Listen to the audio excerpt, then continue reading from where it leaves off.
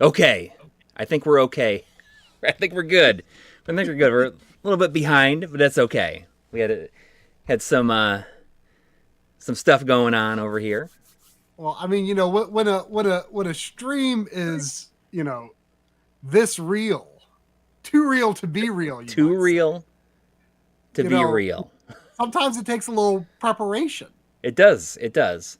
And this is something that's been in the works for a long time. And thanks to our friend Ariel Aces over there at Artistic Pixel, we finally have some unique T-shirts and stickers that are officially launched as of right now. Oh, apparently there's some echo. Are you echoing, Corey? Am I echoing? Oh, I am I don't, echoing. I don't hear an echo. He might, Ariel. He might be coming through yours. I don't know if you want to turn it down just like a touch, like our audio a little bit. Maybe that's it. I don't know. I can. If it happens to be something on my end, I can just wear some headphones. Yeah. I can put on headphones too. It can't hurt. So I'm gonna go full screen. So here I am. I'm in both windows here. So as you can see right here, this is the the MLiG 16-bit logo on a t-shirt. It's kind of awesome. It's awesome. It's my favorite one. My favorite is definitely the too real to be real. I'm sorry that it's kind of small. No, here. I got it right here. I got it right here because this is the one I think that people have been asking about. I want that in a shirt, and I think this is going to be the one that everybody's the most excited about. Look at this. Look at that. It's the one I'm most excited about. Too real to be real. At last, it's on a. It is real. My most iconic catchphrase. Too real to be real. Ariel Aces made it real.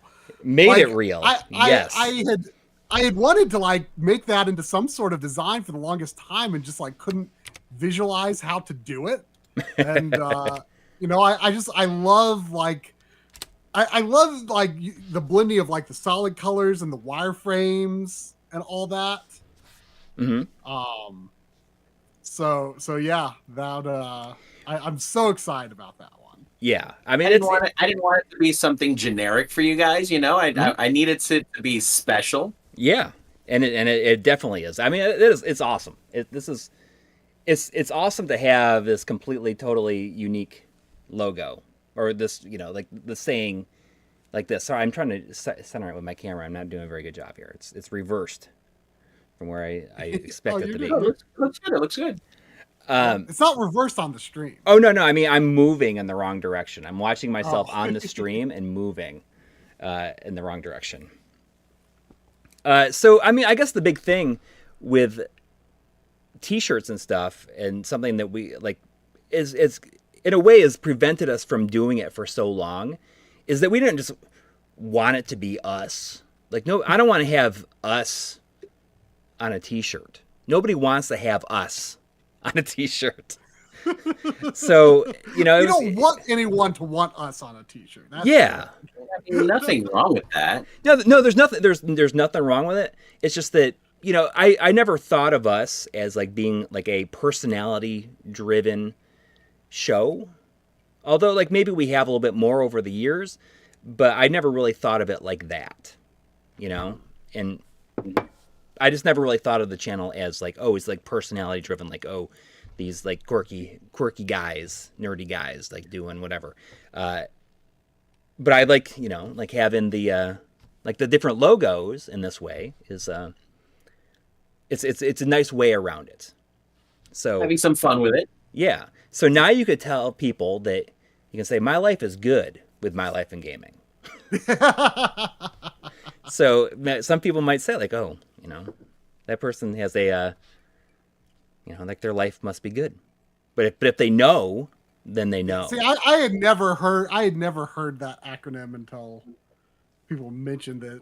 That's a thing people say. I'm gonna have to make a version of that one. I'm gonna have to go "My life is good" with "My life in gaming" on the back. There you go. All right, so I posted the link in there. Yeah, if you go to the link, we can post it a few times if anyone needs a link, or it's scrolling through it there. But yeah, there's multiple shirt designs in addition to what we've already shown. They're also not all some of the samples that we've got here for some stickers are not exactly what's offered, not specifically. You can see what logos. Actually, I think it's this one. This is the one that's up on the site now. Well, the jumbo one will go up. The jumbo one will go up while we're live. Wait, which one? Yeah. So, okay. Oh, the jumbo one, the jumbo stickers. Yes. I mean, they're enormous. So it's like it's bigger than my hand. It's almost as big as Jonathan Morris. Really huge version of Too Real to Be Real, and then there's like a mid-sized Too Real to Be Real, and like various other and there's MLiG logos and various. Yeah, like there's like a Mega Drive one. The shiny is like such a cool texture too. I love it. There's like you feel that subtle 3D effect on it on the top. Yes. All the it's got this bumpy feel. Yeah. Yeah, it's there's a Saturn one. Awesome. And you've done, you sent us some samples of things that you've done with some other people. Like you've got some RetroTink stuff. Yes. You've got shout out to Mike. You've got Retro RGB. Shout out to Bob. And also some Blur Busters stuff. You got the Shout out UFO. All that stuff is on and more is on your site. You've made lots of inroads in the retro scene lately. I love you all. As you can see, I'm a big geek myself. Collector for the last 4 decades, and gamer. I see that. Go ahead. We got a super chat from Robert Hernandez 499. Thank you. Saying, I am officially requesting Try and Corey caricature art on t-shirts and stickers. Let's make it happen, gents. Okay, so I'll give a little tease, because I didn't want to blow our entire load in one shot today. Eventually, maybe in the next few weeks, there will be a full set of Popeye Corey decals. Oh, that's right. Me making ridiculous faces with the Veacher sunglasses on. Yes, that's a sticker sheet, right? A set. Yeah. Yes, it'll be 4 different faces, on a nice big old size, like 3 jumbo, 3 or 4 jumbo Corey heads, going all Popeye. I just realized the donations are small. I got to figure that out. Why I wonder if they're oh yeah, they're being weird here because I wonder if it's because I haven't used this before in with 800 by 600. I can't tell. But yeah, that was from Cave the Squirrel. Thank you. Say, what is the most impressive last gen port you have ever played? Say a game like Cool Spot that was developed for Mega Drive and then ported to Master System. For some reason, I love weird ports or demakes to less powerful hardware.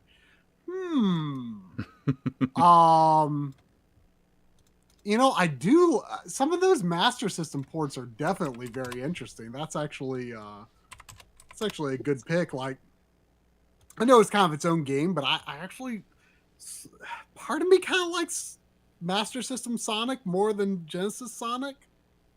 That's crazy talk. I guess I'm gonna. Okay, now that I forgot that I was full size here too. What else? Like, there's got to be some good Game Boy examples.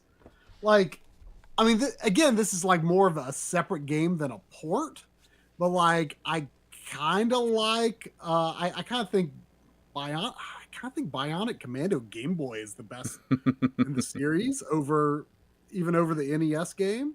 I really like that one. Kid Icarus is also its own game on Game Boy, but it does probably skew fairly close to the NES game. That's a really good one too.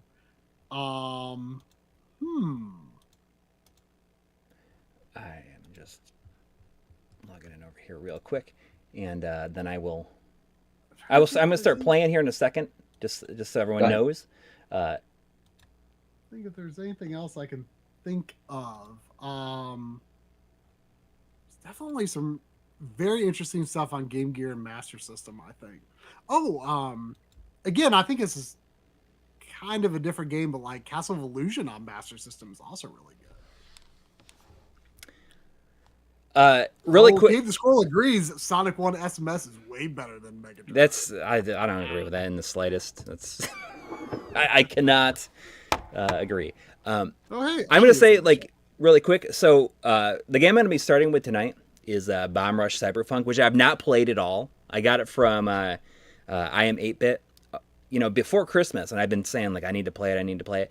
And when I think that, I'm like, man, I could save it for a stream though, one of these kind of streams. So right. So you did. Yeah, so that's what I'm doing. All right. So I saw the Switch version of that in Best Buy. Oh, really? I didn't even know that was going. Really? Sorry, which one? Bomb Rush Cyberfunk. I saw the Switch version. I need to try that, and I have not had a chance yet. Well, if you like Jet Set Radio or Jet Grind Radio rather. Yes. I'll be curious to see this because like this is something that I want to like, but I don't think I would like.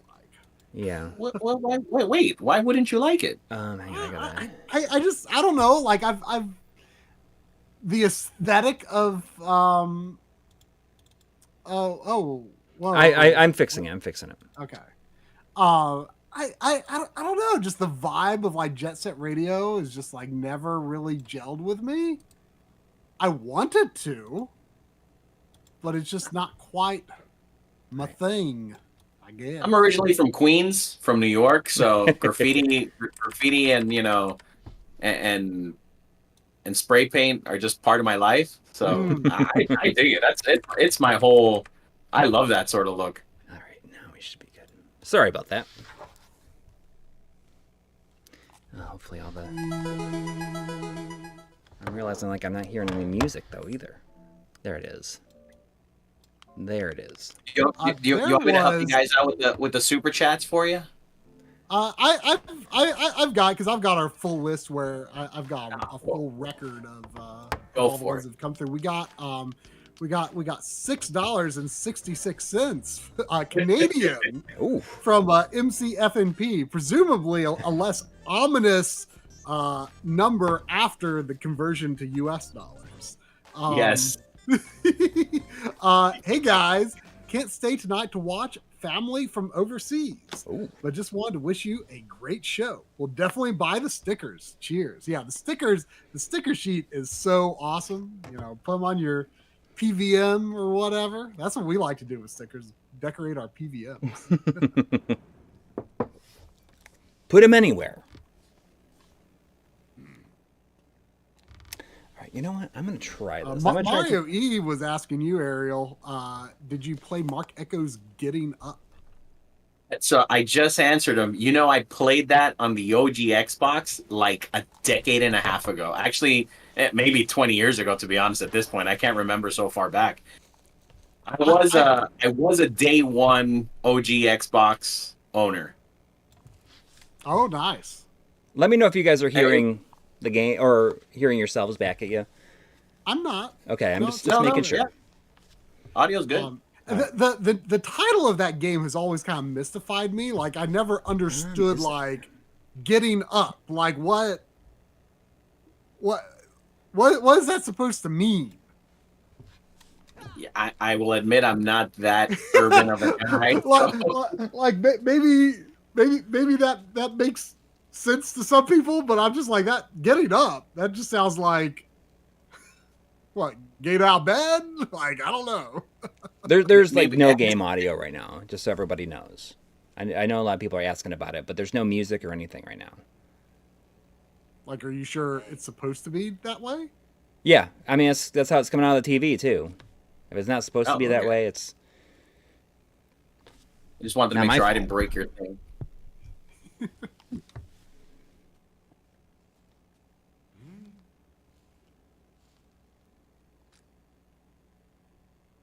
Oh, is Are there you- like is there licensed music in this? Oh, is there?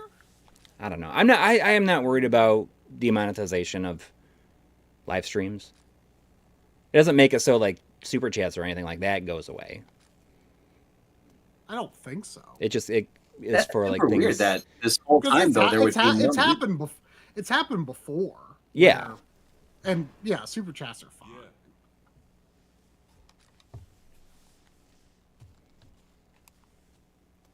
Okay, just there's no game audio right now. It's silence. That's not that. Now that's a strange. weird. That's a weird creative decision. Yeah, I bet you it's because they want once it kicks in, it's Yeah, gonna be they amazing. want, Oh, now there's music kind of kicking in. there's It's a bomb rush of music. man, like the perspective and like scale of like the character's feet and everything, like Yeah. it definitely does nail that aesthetic. Yeah, it does. Very much has Oh, that turn of the century. That's- try. I feel like you need to get because like it's so close. It is so close. What? Oh, Trice. So close. Wow. It's identical. Yeah, it's like Some people, it's so some close. people like call like I've seen people spell my name that way before. Yeah. Trice. That's funny. Wow. The foe. This is too So good. like one of the few things I know about this game, like I'm not gonna say what it is, Corey, if you don't know, but like part of the setup for this game is a very bizarre sort of concept. I'm interested to see. I'm assuming it's going to happen in this opening bit of gameplay. No, that is not my full name. My name is just Mark, like Mark Echoes Getting Up. I just go by Try Online. Now, you know what? I must admit that I'm not well versed with why your nickname is Try. I mean, just because, when I was 13, I thought the screen name Triforce sounded cool, and it just stuck. All my online friends started calling me Try, and then, it just kind of got to the point where, well, everyone I talk to online mostly calls me Try, so I stuck with it. Okay. And You I think it's prefer appropriate Mark or because you prefer Try? he has a high threshold of trying again Yeah, in games. or in difficult games. That's true. No, I do not have a preference. It's totally fine either way. Some people are like kind of uncomfortable calling people by like using internet names.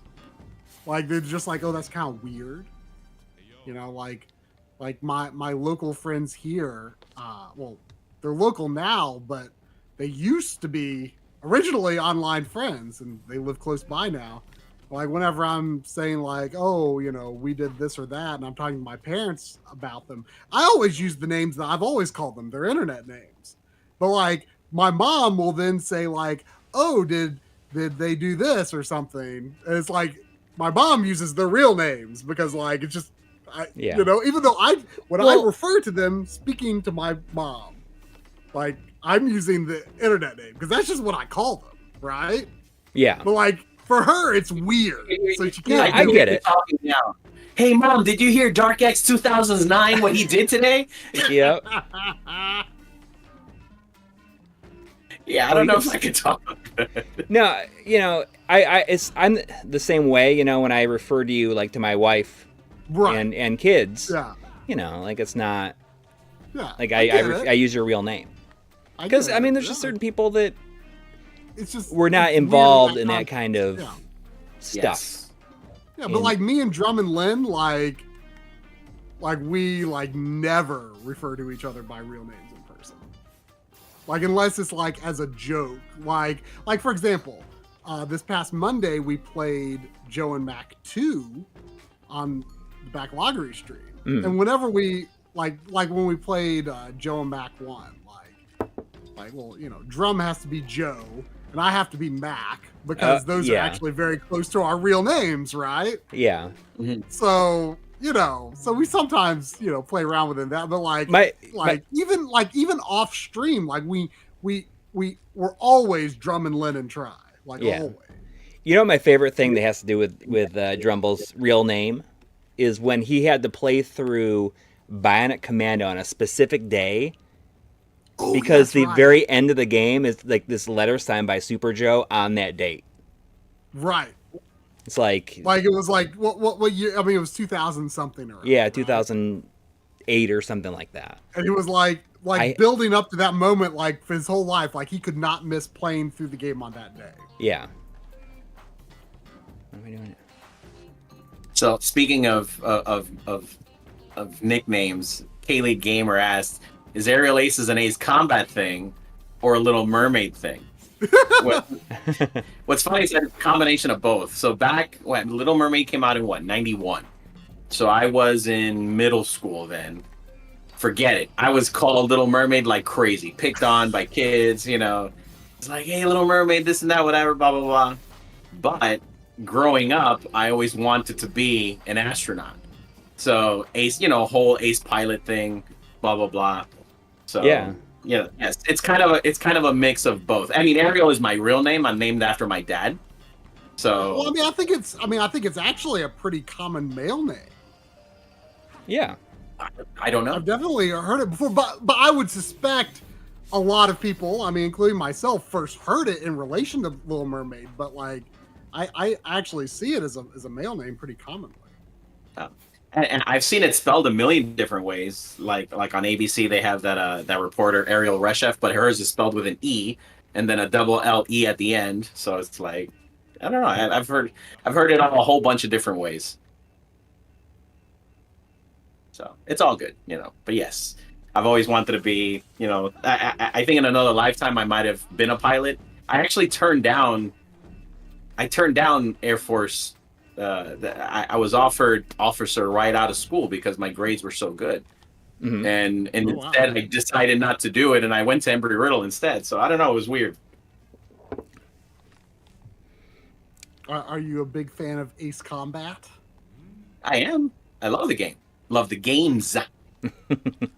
Yeah, I've only played through 7. That's the only one I've finished. Although, yeah, I need to dive in. You know, I was just like way into the Negicon controller with Ridge Racer 4, and at least one of the Ace Combat games is. So I'm not sure which one, but at least one of the Ace Combat games supports that controller, which does make me a little curious. You know, I used to love there used to be at the Grand Prix Racerama. The Grand Prix Racerama was a big, huge arcade building, and they had a massive go-kart track in the back, like half a mile long or something like that. But one of my best memories, because I always used to go, is that right by the entrance they had, I'm assuming, I can't remember at this point, but I'm assuming it was a Sega arcade game, and it was definitely, I mean, something just like Afterburner that you would get in, strap in, but it would go upside down and do 360. Oh, you're talking about the R360 or whatever it is. I forget what the name was. It was like I think it was like the R360. Is that the name of the cabinet or the game? Yeah, I think the game that was in it was G-Lock. Maybe. I don't know. But the device was called like the R360 or something like that. It was spectacular. I mean, I worked at Publix. You know, I used to take all my tips. It was $3 a play, and the play would last like a minute and a half. That's it. But I used to spend like $30 in that thing because I loved it so much. I mean, I played for the first time. I played the arcade F-Zero AX years ago when we were in Chicago at the Galloping Ghost Arcade. And it, you know, there's versions of that don't move and versions of it that do move. Mm-hmm. And like, it was so cool. Like, it was the one that moved. It was like super cool, but I just like could not play the game with it like a It's too super much. You're hard. moving around too It's much. just like the F-Zero. It's just like F-Zero GX, but like, you know, amped up to supersonic speed. Yeah. Yeah, it was really difficult to play. It was a cool experience, but if I actually wanted to do well, that would not be the way I would choose to play. Of course, it's hard to do well in F-Zero GX anyway. That is true. Yeah, Mr. Dude, some of them move. I don't think all of them move. I'm pretty sure I've seen some that you just like sit at, but the first one that I tried did move. I mean, there's lots of things like that where, you know, like some Space Harrier cabinets, or wait, was it Space Harrier that had some moving cabinets, or was it? Yeah, the one that it would go back and forth. No, sorry, I'm thinking of Afterburner, not Space Harrier. That's why I was thinking. Yeah, I think it's Afterburner, not. Yeah, it would go back and forth like this. Yeah. As made famous by Terminator 2. Yes. Oh yeah. See, those are the arcade memories that I miss. Yes. I mean, yes, everyone wants to have an Astro City cab or something, you know, in their house or whatever, because, you know, you can put what you know, so many different things into it. But I mean, those are the, you know, being here in America, you know, there weren't that many of those hardly anywhere in any major arcade center. But you know, like when I used to go to Grand Prix Racerama, you know, it was all of those. You know, it was the Afterburners and the G-Locks and, you know, the Street Fighter 2s by the dozen. Yep. I mean, I've always tended to gravitate toward, you know, arcade machines that have something that's not as easy to recreate at home. I mean, even light gun games. I mean, yeah, you can play light gun games at home, but like it was still just like that unique controller, you know, light gun games, racing games, just driving games in general, stuff like that, like is always kind of what I gravitated toward in arcades. I never really gravitated toward like arcade sticks type games. Was that Evil as Beat much. right there? Sorry, it looks like his headphones have like the Jet Set Radio Future era Beat antennas. Yeah, there's definitely some inspiration. That I gotta tell you though, I absolutely dig the artwork. Holy cow! Oh, there it is! Yes! Wow, I got.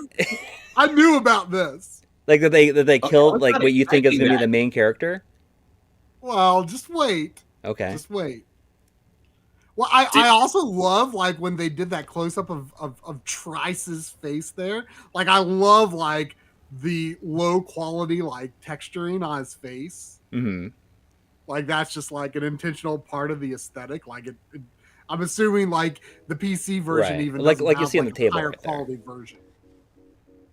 Wow, I was not expecting that. I did not know that. I love that Windows live decapitate. Yes. Boot up. Oh my god. That was totally unexpected. Yeah.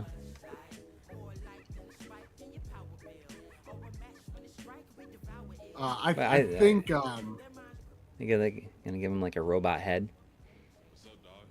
What's up, dog? That's what he says. He goes, "What's up, dog? What's up, dog?" Audie is saying, speaking of arcade, someone dumped a new 3D M2 arcade game, a House of the Dead style rail shooter. Like, ooh, like a. What do you mean by 3DO M2 arcade game? Like, yeah. What does that even? There weren't like 3DO based arcade machines, were there? M2 definitely. M2. I mean, that's the legendary House of Arcade. You know, I think it's like the hardware that like didn't come out, right? I always get like mixed up with it. Like there's like another. I actually don't know. That's outside of my wheelhouse. Man, it's funny. Try that you mentioned the non-stick arcade machine. The second you said that, my memory again went back way in the day. I'm talking like 6th or 7th grade. A block away from me, there used to be this ratty old gas station, but they had like 3 or 4 machines, and I used to go in. One of them was Centipede, Another one was Legendary Wings. I used to love playing that. But then they also had Operation Wolf, and I loved Operation Wolf, even though it was hell to play. But the Oh, yeah. was always shaking. That one was cool. And oh yes, the chat is reminding me what the 3DO M2 is. I remember. Yeah. I remember that was like a piece of hardware that did not come out. I remember that now. Got it. I see. So a game was so. Is enough known about the hardware that can be emulated? It was repurposed for arcades. Konami used it. Oh, okay. Audi's just mentioned there. I did not know that. It all makes sense now. I used to. So this is what I knew about this game, is that like your character gets beheaded and has like In the intro. like a bomb for a head or something like that. It's a cyber. It's So a he cyber lit- head. What? The cyber head. I that's the one thing I knew was like, okay, it's got a pretty bonkers setup. So I want to know what happened to the head. I think they got to get it back. What good is the head going to do you at this point? I mean, the head is probably all dead. The head is dead. The way that she like just stands there doing her like idol dance, like it's past that now, but it's just like that's like such a Dreamcast. Like they just nailed that Dreamcast sort of vibe and animation. Yeah. Oh yeah, and then this area right here is like the tutorial area from like the Xbox game, right? Yeah. I mean, it's Definitely giving the vibes. yeah. Because you gave me an Xbox disc. They probably has Well, this in Sega GT 2002 on it. Yeah, I couldn't Or remember not exactly this. which racing game it was. Oh, I totally missed what she said. Oh, that's cool. Like it's a skateboard. Huh? What do I gotta do? I missed it. Let me show you how. Yeah. I'm definitely gonna have to play this now. I mean, I've been wanting to play it, but I'm gonna have to like set aside some time to play it. Oh, I see where I'm going. Yeah, I mean even though I never like really connected with these games, like I love the aesthetic of Dreamcast era Sega, and this definitely nails it. It's classic, it's not a generic look. Yeah. And what they were able to do back on the Dreamcast with these, not necessarily going super high fidelity type graphics, but instead very extremely stylized graphics that just hit just right. Yeah. It tickles my New York bone, let's put it that way.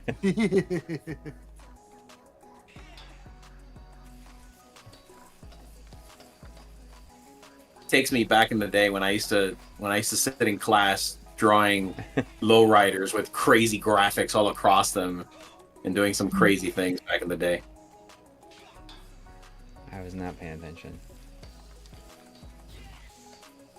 You're doing pretty good though. Oh, I didn't know Jet Set Radio was on Steam. I didn't know that either. What? Oh, that there was. Yeah, Cade the Squirrel and Elk were talking about it.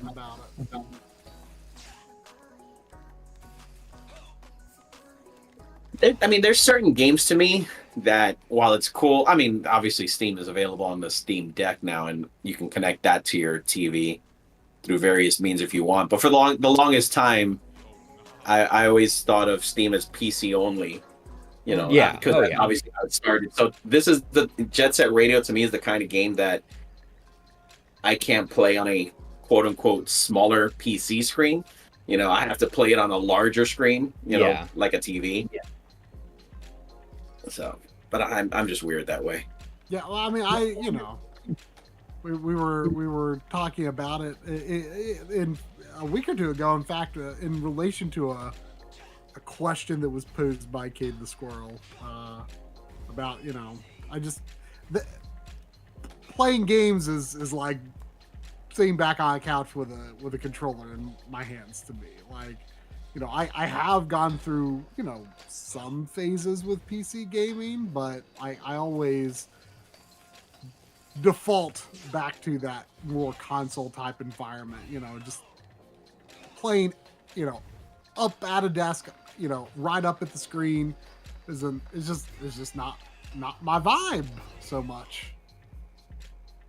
I won't knock that. I mean, I've done plenty of PC gaming. I mean, I used to spend hours upon hours upon hours playing EverQuest, EverQuest 2, Diablo 2. I mean, I used to actually carry my PC on the bus, take it to my buddy's house, and we would connect it and play local LAN in his apartment, Diablo. Nice. I mean, I was nerdy like that. I mean, the people would look at me strange carrying a big old box, but it didn't bother me. And then, wow, EQ. Now I'm talking. I used to work. One of my jobs right out of high school was at a computer systems place that we, you know, just a custom computer builder. Nice. And we used to build mostly for offices. But every once in a while, we would get, you know, requests for something higher end. And higher end back then, I mean, we're talking Voodoos, you know, and things like that. So the shop that I worked at was one of the very first places to get an ISDN line when it first came out. So we used to take so much advantage of that. I mean, we would play Quake 2 until the wee morning. When EverQuest, we would play EverQuest there until the wee morning. I definitely did plenty of PC gaming. You know, so I absolutely love that stuff. When Unreal Tournament came out, we would play that like crazy. Shadow Warrior, you know, but you know, I just didn't have like a computer that could play much of anything like more complex than like Myst and Riven. So unsurprisingly, Myst and Riven are kind of the PC games I have the most nostalgia for. Because this is a story I always like to tell. Like my computer, like our first Windows computer, which, you know, my family didn't have a Windows computer until 97. So we got a computer fairly late.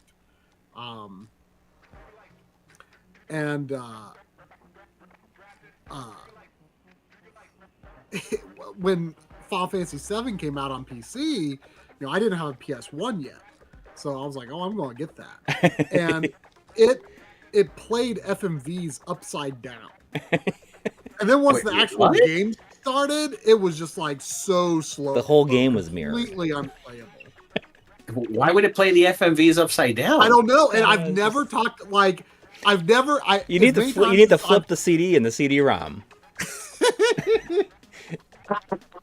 As many times as I've told that story, like no one has ever said like, oh yeah, that happened to me too. Like I just had a bad compact Presario as our first computer. And man, then like first getting online with that thing with CompuServe.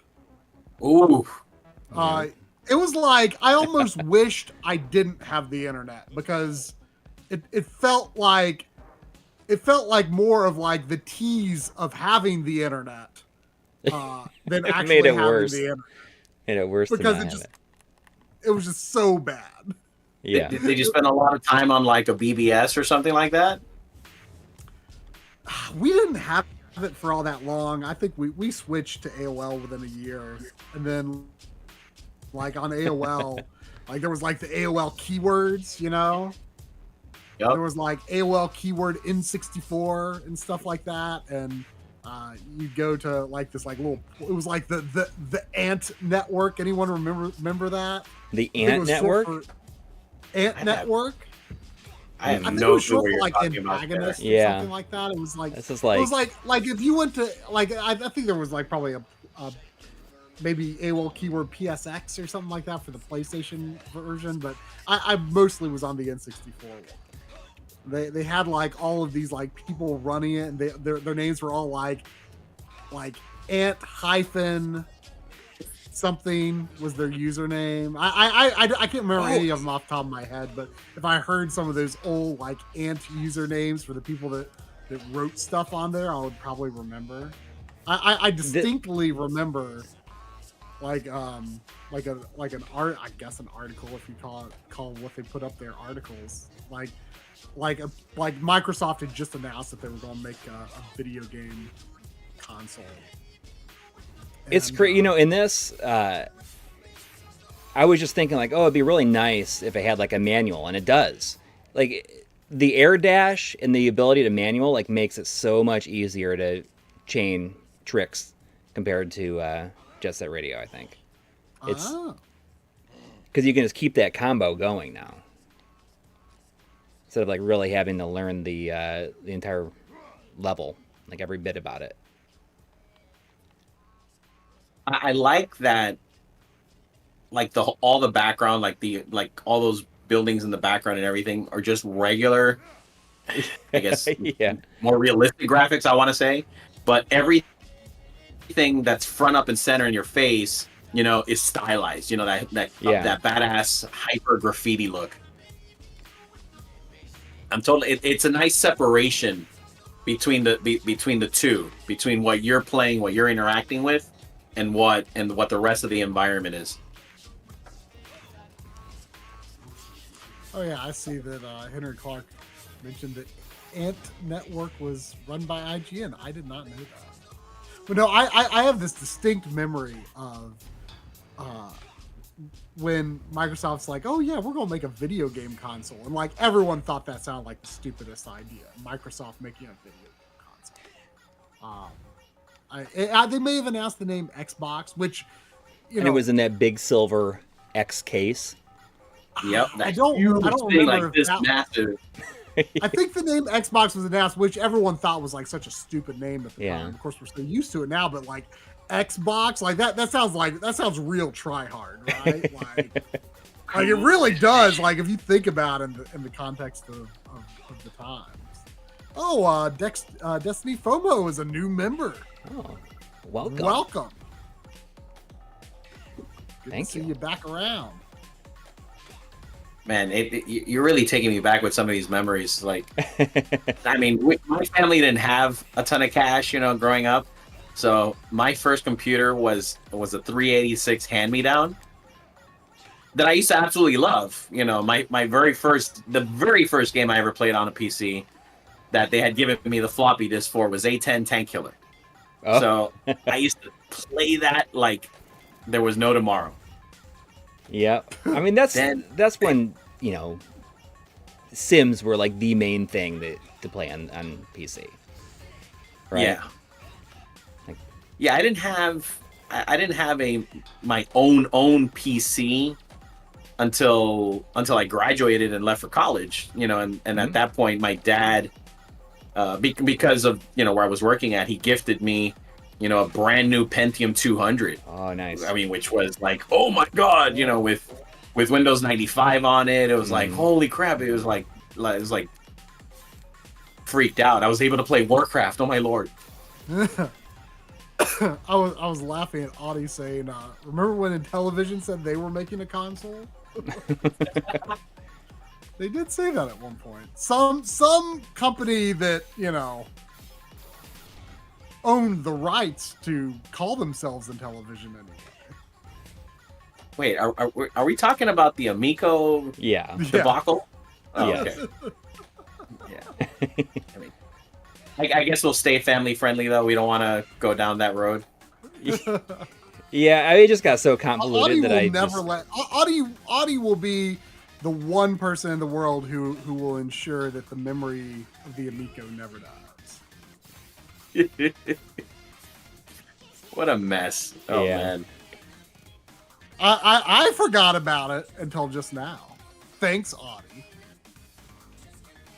I mean, they were just in a new. I don't know if you were going to call it news, but what was it, like a month ago?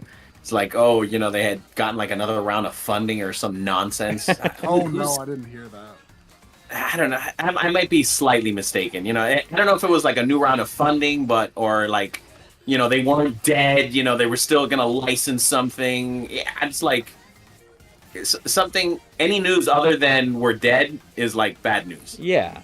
And it's just like they have built up so much, like they're such a joke at this point that why even try? You know what I mean? Like, why even put the effort in? Unless it's, just it's all a scam. What's funny is that if they... Go ahead, sorry. Oh, I was just going to say, it kind of makes me think, and All right. I probably shouldn't be lumping this in with Amico. I mean, I'm going to play something else. I'm not lumping this in with Amico necessarily. It's just, it brought it to mind that, there was all the buildup of, gosh, I'm drawing a blank on what it's even called. What's the, gosh, why am I forgetting? The multi-system emulator thing. MAME? Like the software emulator thing that can MAME? do like CDs and stuff. No. Like the commercially released system. I think part of it came out, but like people were Polymega. That was it. Thank you, Hattori. Oh. In a second. Like some part of that came out, right? No, it definitely dropped. Everyone has finally started getting it. Yeah, I mean, it's been out for a while. Like they've been coming out with modules. See that's what's so confusing to me because like people were talking about that thing for so long, being kind of hyped up about it. Like, and they were asking like, "Oh, what's this gonna be like?" or whatever. Corey's did HDR just get turned on because? Yes, because I quit out of the game. I have it so that the PS5 only uses HDR when it's supported. But your capture card doesn't look like it's set up for it. It is. I'm sending it through the Magewell for some reason right now. I have two different profiles for it. When it switches, unless the game supports HDR, then I'll. But anyway, I was just about to mention him, Koala, because he had messaged me before that he had finally gotten his Polymega. He actually ordered like the whole bundle, like the main unit with like the 4 different controller kits, blah blah blah. He told me he had finally it only took 2 years. Well, and I don't mean to just because the conversation about Miko made me think of it. I don't mean to lump it in with that because I don't know it. I don't know anything about how good or not good or whatever it is. I don't know. I truly don't know. I haven't seen a review of one yet. That's the thing. Like people were talking about that thing for so long, and then now it's out, and people aren't talking about it. Like at some point, people just stopped being interested. It seems like. Would you guys like to review it at some point? I don't even know. Like I it's not a priority right now, but I don't see myself having the time to do it anytime particularly soon. But yeah, I don't know. Like there was a lot of interest in the duo, the analog duo. Yeah, well, actually more than I expected. I kind of thought that the video did better than we thought it would, just because it's so niche, and it was also like the first time Analog had released a home console after Mr. really hit off big. Yep. So we kind of thought there was going to be less interest, and that wasn't as much the case as expected. Like I thought, because like okay, the Analog Pocket had come out after Mr. became a big deal, but Analog Pocket is a whole different beast and a whole different proposition and different appeal to it, right? So I was not expecting as much interest in our duo coverage. I watched it twice. Adi asked, would I review the Amico? I would watch you review the Amico. That's what I would. It's weird because, I mean, I get they should have come to me, for consulting on that thing. If you would have told me what they ended up turning it into, an Android machine with family-friendly games, blah blah blah. If they would have come out, if they would have launched with that premise from the very beginning, then I don't think anyone would have had an issue because, low end hardware, easy to emulate games, family friendly, the 2 controllers, done, whatever. But this whole thing that they tried to do, similar to the Ouya / Atari / we're going to have all this added stuff afterwards, Android based, blah, blah, blah. It was a mess. Absolute mess. There was a notification that Zane's dad has been a member for 36 months in a row. Thank you. Dang. Saying, I bought the dumb thing. Even have the Amico quote-unquote physical games on my shelf still sealed. Maybe they'll be worth something someday. Lol. I had honestly forgot that anything physical existed. That could be in your hands. All right, so I know Try/Mark is going to be very happy. Oh. With what? Hang on, I'm just turning on the mic. Gunshots are real loud in this game. I have booted this game. Oh yeah. Yeah. Well, it has been booted on my machine. John Linneman bought this when he was here in April. Right. And he played this far. He bought it on your machine? He bought it. No, I mean he bought it at the GameStop that's here. Oh. And gotcha. he's like, "Oh, I'm gonna check this out." But I picked up a copy this week of another code to bring him when I go visit. Oh yeah. Yeah, because you had mentioned that it was like getting hard to find. I had heard that. Yeah. And I guess he was having trouble finding one. I'm actually kind of surprised they wouldn't have printed more copies in Europe because I would think the game would have more of a following there. But no, my Best Buy had 1 copy left. So. Dude, you can cut arms off in this game. So I mean, that's all. So is that the theme for the night? Cutting pieces of bodies off. So like you had a head cut off in the last one, so now you're cutting off arms in this one. I guess. I don't know. Is this? I don't know if this game was. I know it's former Team Ninja, but I don't know if this is like if it was directed by Itagaki. Itagaki, yeah. I don't know. It may have been though. I'm not sure. Someone in the chat earlier said it was, but I'm not. I'm not. I mean, if it is, like I can appreciate that, especially since I don't know how well the game has done.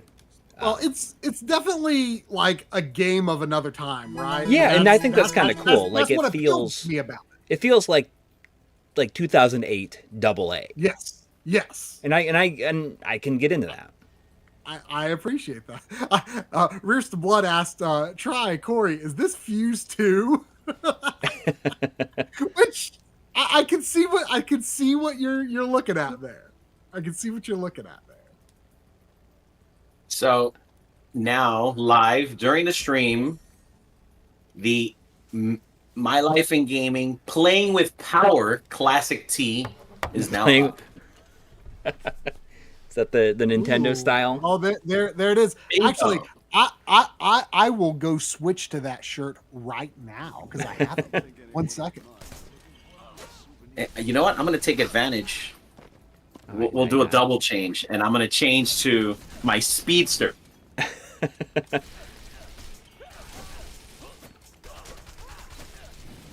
gotta get into the. I'm all about. See, it's just arms. All I've seen is coming off is arms in this so far.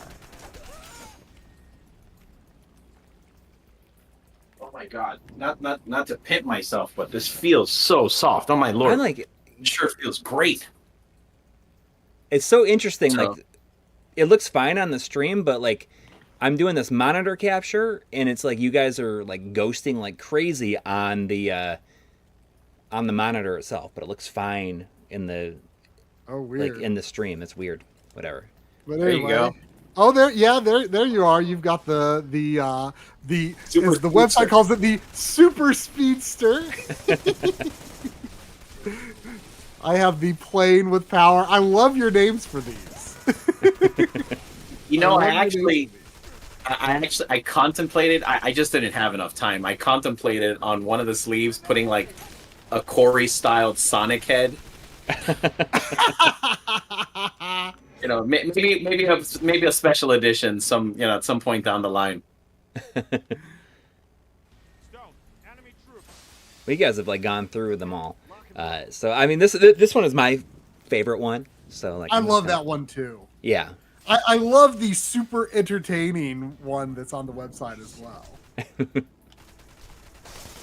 Oh, you know what? I almost forgot. I'm so sorry. I'm gonna put up the jumbo too real to be real. Oh yeah. We're gonna put that up. Yeah, people get live. Yeah, I've got. Let's see, what do I have here? I've got the white one. Are these different sizes? They should be the same size. If they're slightly different, that was probably just during our testing. But I'm Yeah, pretty some of sure. these are just test samples, but yeah, it's like. I'm pretty sure they're the same size. Yeah, this one here with the shinies. Oh, the shiny is so cool. The textured raised 3D print. It's awesome. It's so cool. I'm going to have to think real hard about where I'm going to put it. Slap it on the side of the PVM, man. Yeah, but if you got room for it at this point. I probably do. On the sides, I do. On the top, not as much. Roger, 8-Bit Esquire, you know, the emulation is for quitters. That's also available on artisticpixels305.com. Thank you. He's like that one on the side of his PVM. Where are the shirts sold? Here, I'm going to drop the link back in here again for Junie Jam. Yeah, he gets the playing with power version now also. But yeah, I dropped the link right there. We'll have the link to this in, various places. Yeah, it's cool. It's exciting to finally have real shirts, like not by Teespring, for the first time in 10 years. It took us 10 years to do this. It's really it's so dumb, like how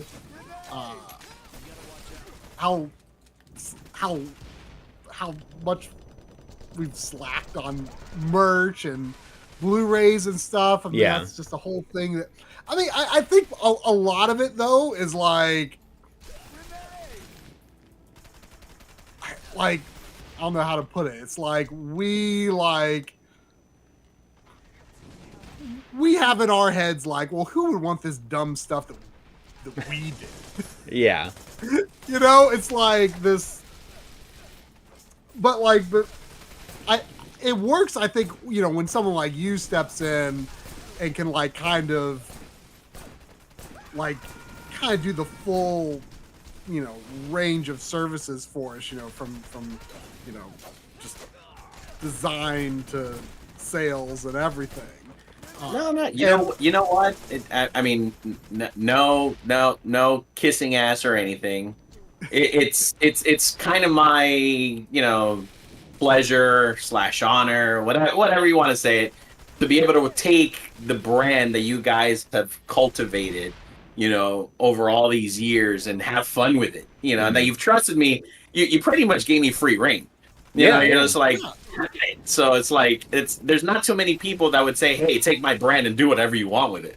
Well, I mean, basically, we've got our logo, and that's it, right? And we wanted to do things that were beyond just the logo, but we just didn't quite know what to do with it. And I think you really hit on something that fits our vibe. Yeah. And I'm sure there's plenty more stuff. Now that we have this resource and this stuff is launched, then we can workshop further ideas and put new stuff up. Oh, that's so stupid me. I apologize. I just threw up that mugs are coming because Oh Judy Jam yeah. had Can I show it? Oh yeah. Well, so you're going to show them separate from what I was. I'm going to do like coffee mugs. We Okay. do coffee mugs in house. Yeah. So, show what you got. Show Yeah. tease it up. It won't be available today, but very soon Okay, here we go. So it's like in these various cool, flavors. like let's see if I can get it to focus. There we go. Like they're glass water bottles essentially. You could put your iced coffee in this one. Glass cans. Glass cans. Okay, that's. I didn't know what the exact terminology for it. If you took a 12-ounce Coke can yes. and turned the aluminum into glass, that's basically what you have in your hand right there. I see. Oh, that's cool. Like I never really thought of it as that, but it's totally that shape. Yeah. And you have the too real to be real version. Yeah, you could be drinking a Sprite or Coca-Cola or root beer that is too real to be real. And they are dishwasher safe, or you're working on them, right? Like they've It probably won't be dishwasher safe, but it'll definitely be regular washing safe. Okay. I strive to make sure that 100% these things will not mess up in any way. Mm-hmm. Until I am 100% happy that the prints are perfect, because we print with what's called UV DTF, so it's done with UV printers, very high-end stuff. So I want to make sure that someone will be able to wash it 50 times and it'll still be as almost as perfect as the day that they bought it. Yeah, I appreciate that that strive for making sure that people know what they got and what they can do with it. No, I'm going to be forever grateful to Bob, because Bob gave me the chance to do the very, very first shirt that launched with Artistic Pixels, which was the tee with him flipping the bird with art. Yeah. So to this day, I mean, those shirts are already a year old. Have not had one shirt that anyone is complaining about the print messing up. Yeah, no lie. And I'm super glad, because he showed me an example. I'm not going to throw anyone under the bus, but he showed me an example of another company's hoodie that he had where the retro RGB logo was literally flaking off. Oh yeah, that would not surprise me. I mean, I feel like that's probably true for like all the stuff that you can get through like Teespring. Like, I mean, I've had print on demand stuff that held up shockingly well, but also a lot of stuff that just didn't hold up well at all. And since I don't really understand that stuff, I don't really know the distinction on why one held up or the other didn't. I bought one, and this was an official Nintendo licensed shirt. I bought a Nintendo NES shirt that was wireframe of like the controller, the console. I bought it off of Amazon. I'm assuming it was printed on demand. I don't know. This was like 3 years ago. That's basically, it's just hashes now because you can't see what the original design was anymore. So if there's anyone from Nintendo, listening, please call me up. I will do all your shirts and I'll do them the right way. Yeah, I mean, I almost bought some shirts when we were at the Nintendo store in New York with Bob years ago. But instead, I bought a plushie of Marks from Kirby Superstar. See, now that's cool. Because I'm like, what a weird, unexpected character to make into a plushie. I was like, that's too weird. I can't not. It's too weird to be weird. Too weird to be real. That is the sequel shirt coming out in a few months. So yes, I really, and not to plug, I apologize in advance, but Bob has been wearing his hoodie that I did, his retro RGB hoodie, that's got the CRT TV patent on the back. and his logo on the front, and then the detail on the hem and everything. He says still perfect to this day, so I believe him. Yeah, and that's my kids were saying, "Oh, are you gonna have hoodies?"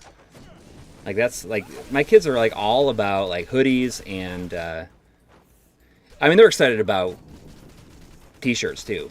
You know, I'm sure they can't wait to get to school and be like saying, like, "This is my dad's merch," because you know with kids these days, the thing that they're most excited about, and like that's like a total validation of success. Like, well, do you have merch? You know, like that was like the thing that they were most. We could have had merch years ago. We were just lazy. I know. Or I mean, we just couldn't find we didn't have the right person to do it. Right. You know what it is? Not to make myself sound great or anything. It is a lot of work for anybody. Yeah. For a company, for a person designing it. You have to go through the design. You have to make sure that the design holds up. You have to find the right apparel. You have to make sure the apparel doesn't shrink. You have to make sure that your prints are good with that apparel, because not all prints are good with all apparel. It's a lot of work. I will no lie. I will no lie. Oh my God, I will not lie. Yeah. Well, and you kind of came to us as well with being able to jump off from some of our vague ideas of like, well, this type of thing would be cool, but we didn't have like a lot of specific ideas beyond that, and so you know it also took that ability to you know be able to, you know, you already watch our show, so you understand our show, you understand the things that we're into. Yes. And you know you were able to. I mean, it might have been very challenging, but like from my perspective, it was like, dang, he like kind of came up with this stuff. He just understood it and was able to create something cool with it. Because like for years, I'd wanted to do that too real to be real, and I just didn't have any idea of like, well, but what do you do visually? Yeah. I'm glad I could be the genie that made that wish come true. Yeah, because I mean, it's just one of those things. Like, how do you envision it? And I can't imagine it being done in any other way. Like, it was the only way to do it. Voltar wants to know what this game is called. This is Wanted Dead. And now you have the PS4 version, right? But you're playing the free PS5 upgrade. No, this is just a PS5. Oh, I could have sworn you said that you bought the PS4 version. I think I thought about it at a point. Yeah, I got. Hang on, I'm looking at my stuff. Oh, wait, I got the PS4 version. Okay. And you did the free upgrade. I did the. Well, the thing is, like, I think like the PS4 version was on sale and the PS5 version wasn't. So I was like, well, that's a good deal. I'll get it. Voltar is saying he really wants to get this. So if you didn't hear what we were saying before, like, so this is it's like former Team Ninja and Itagaki, like the director of like Ninja Gaiden and Dead or Alive and stuff. This is his new one. I get a feeling that it probably didn't do very well, so it's probably will not cost you very much to get it. You know, I mean, honestly, for not being your AAA game, it's well done. I mean, the character model is pretty neat. I love the detail all over the jeans, and you know, I mean, it looks pretty damn good, and it looks fun. I mean, from what you're doing. Yeah, it's tough. It's definitely challenging, and a big part of that is because. And I'll be honest, if I hadn't seen you playing it, it probably would never have crossed my mind. Yeah, it's one of those games. You know, I constantly have been getting emails from somebody like who handles like the PR for this, apparently, saying like, you know, do you want to do something with this game? And I'm like, no, I mean, like, I don't have a lot of interest in that. But you know, like, you know what, you're getting it for free right now. You're just like, you didn't have to work anything. We just did it. If we want to play your game, if it looks cool, like, we're gonna get it anyways. I looked up Itagaki on Wikipedia, and I did not see this game listed with him. So it might not be directly related to him, but it is definitely of that lineage. Yeah. Well, it's definitely former Team Ninja. Yeah. From what I understand, like Ninja Gaiden 3 was not considered to be very good. So I wonder if this was like the Ninja Gaiden 1 and 2 team would go on to do this. And like, finally gonna get here. That's like... I mean, that game is still super old, so there must have been stuff in the meantime. Yeah. You know what it makes me think of, kind of, just the very like the premise makes me think of that game that came out on the 360 and PS3 called Wet. Oh yeah. But they had kind of a grindhouse style to it. Mm-hmm. Yep. Not a bad game. I remember playing through it in a day. I want to apologize to EB Chill 2. Oh. Who I hope is still around. You're usually around. Who I saw your super chat and then I got sidetracked in other conversation. Sorry about that. Saying good to see you guys haven't gone down yet. Have a great week, everyone. I don't know what you mean by gone down. He probably means the same thing as getting up. Oh, maybe. Oh. Yeah, well, I mean, I was kind of down and out this week. I'm sick, yeah. I'm like, pretty much back to 100% now, but yeah, I was real sick for 2 days this week. Yeah, my daughter was really sick this week too. It was not COVID. It was not flu, according to Walgreens anyway. Well, my daughter had strep throat like most of the week. So are you sure? Yeah, I was just like super tired and congested. And I just like had the energy to do absolutely nothing on Thursday and Friday. I hope you're feeling better. Yeah. I mean, yesterday I was pretty good. I mean, Thursday I just like watched bad 80s Hong Kong movies all day. All right, can I start a controversy? I didn't have the energy to watch anything good. Can I start a little bit of controversy right now? I'm going to yell at Voltar, who's in the chat, who said that, where did he say? He's like, yeah, where the hoodie's at, I'll be the first in line to buy one. He said the same thing. It was his idea to make that beautiful retro tank shirt with the ridiculous graphic about the guy complaining about the moon and the aspect ratio and everything. I did that, and he never bought one. So you know what? I see him like 1,000th in line to buy the hoodie. I do not believe him.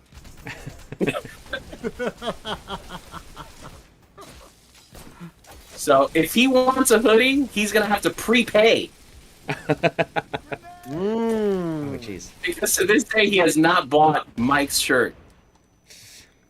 All right. Hoodie shame. Is it gonna send me back outside? Okay, well at least I got to check my. I'll play something else. It's pretty cool. Yeah. It's tough though. It's tough, and I feel like I'm not playing it right. It looks super hard. I don't think there's any socks, but that's okay. Mike and I share a hoodie. Oh my lord. I haven't done a hoodie for Mike. Now that reminds me, I got to do one for him. It's got like a robot arm. It makes me think. It needs to have like a special pocket that's like RetroTink 4K sized. That like you just like slide it right in. Oh, that's good. A pocket on the other side for the remote. Well, I mean, if I'm going to a buddy's house, I'm going to carry it with me to go, to hook up the classic consoles to a TV, right? Exactly, right? Henry Clark asking, do any of my sources sell hooded t-shirts or hooded tank tops? Yes, they do.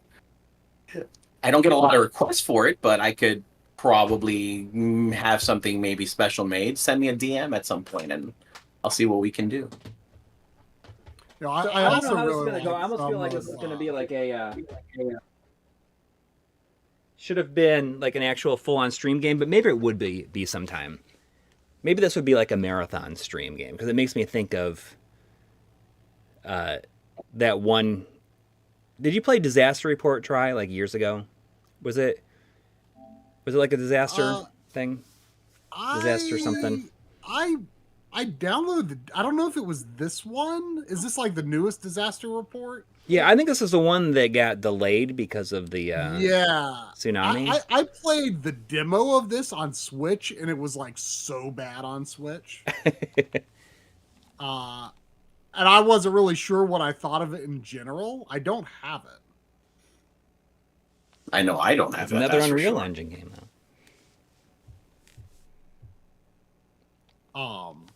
It's real bright. I'll tell you that. It's lighting up. Dude, you lit up like a flashlight all of a sudden. Yep. Corey looks like a vampire. He's so white. You know, I'm not sure if it's I'm not sure if it's part of the same series, but there's like multiple like disaster game. Like this is like a series, but there's like other series, and then there's other games like Disaster Day of Crisis that Monolith Soft did on the Wii, which I actually really like that game. But it's unrelated. And then there's like, oh, what's it called? There's a game. I would love the humor in this game. What is it? What's the name of the PS? There's a PS2 like Michigan something. I feel like it might be related to these. Really? Yeah. But it only came out. It only came out in Europe, and yes, Michigan Report. That's it. That's news to me. Maybe it's not related to this. For some reason, I thought it might. But it came out in Japan and Europe, and me and John were talking about, you know, some good games to grab while I'm in Europe. But I'm not sure if that one might be expensive or not, though. That's definitely one that's on my mind. Because I have heard some of the voice acting in that game, and it is glorious.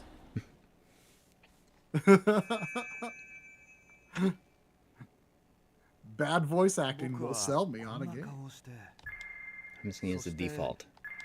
I didn't know you can make your own character. Oh, how about that? I don't remember much from the testing I did on the Switch game, other than I remember like it looked really bad and read really bad, and I remember like walking around like a little square, like asking if people, you know, had lunch or something. I don't know.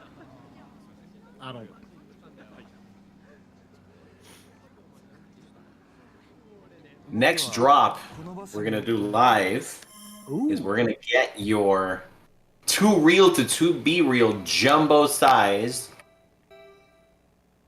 up here. The jumbo sized? Oh, the Yep. sticker. Yeah, the jumbo size sticker. Like huge, like I don't know, it's like 7 inches or something like that. Yeah, let me yeah, it's this one. I happen to have a tape measure right here.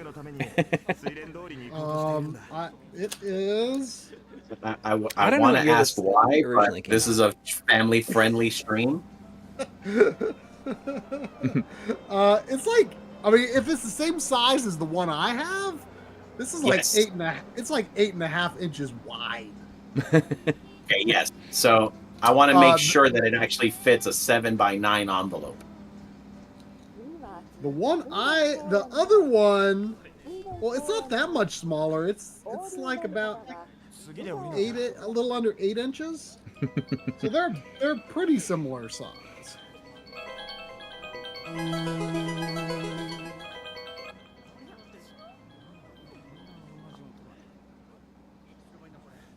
Uh-oh. Always want to make sure that people are getting their money's worth. Yeah, that is a big old sticker. That's what she said. Uh-oh.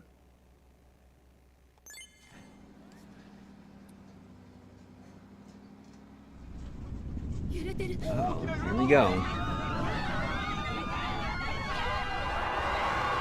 I don't hear sound. There's a you purposely have it down. Yeah, I don't have it feeding through. So yeah. Yeah, it sometimes it can be problematic if it comes through over Discord to the co-hosts. Ah, gotcha. Sometimes it works, sometimes it doesn't.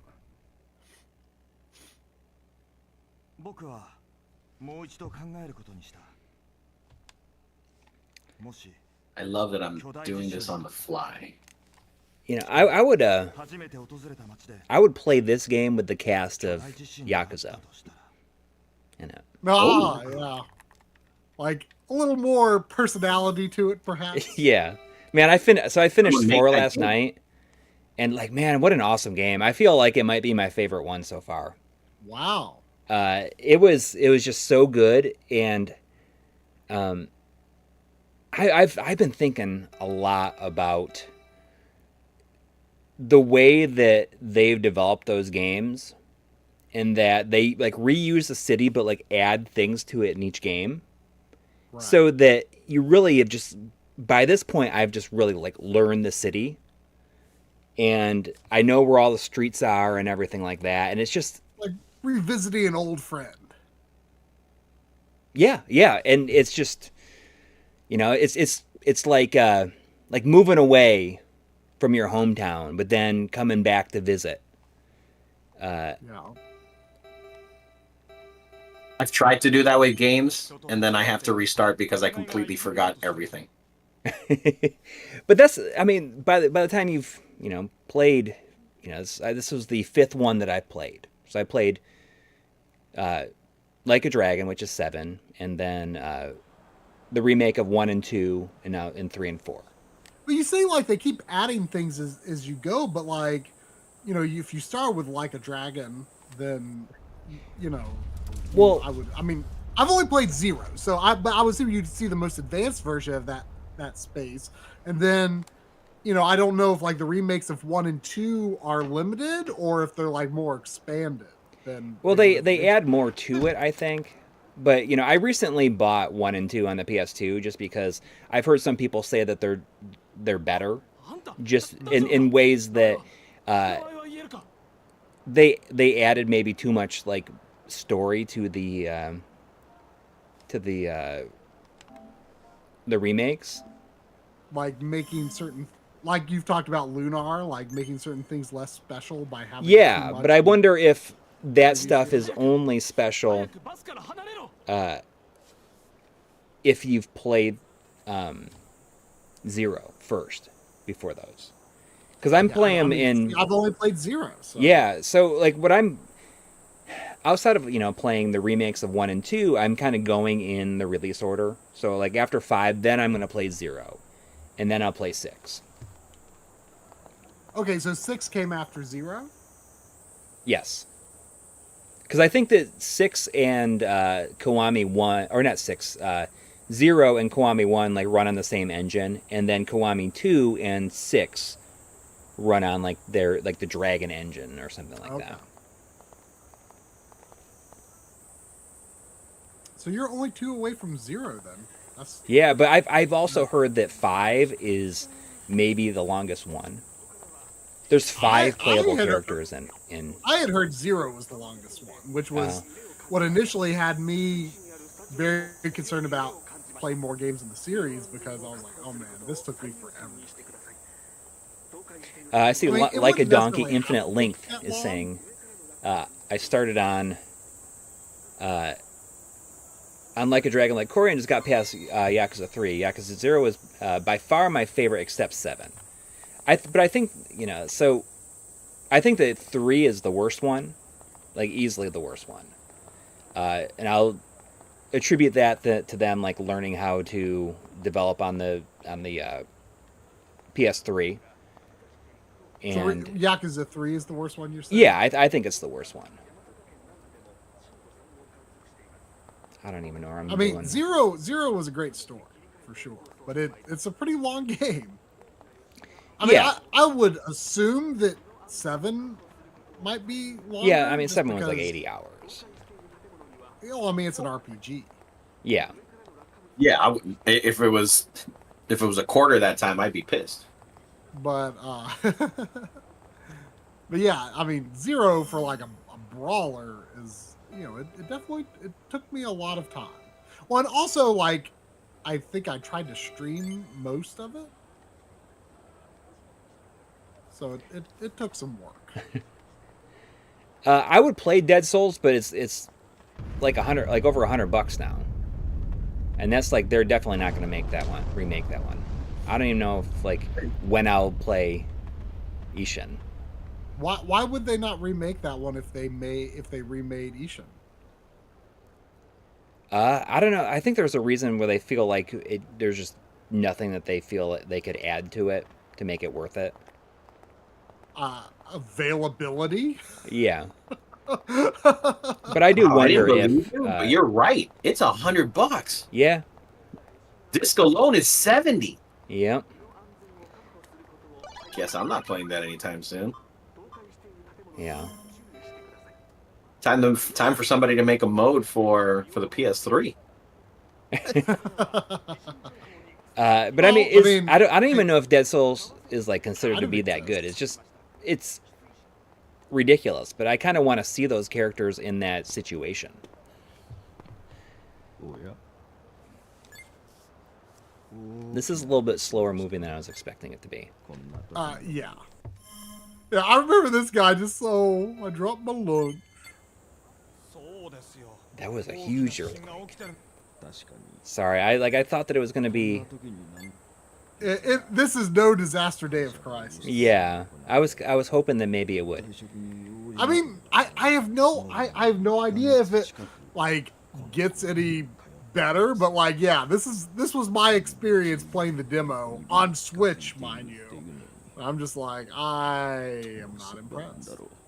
Yeah, but I mean, I felt with Yakuza 4, they really leaned into the fact that now you like know this world and these characters, and they bring a lot of people back, kind of like just random people that you may have had like sub stories with in the first and second one show up again in this.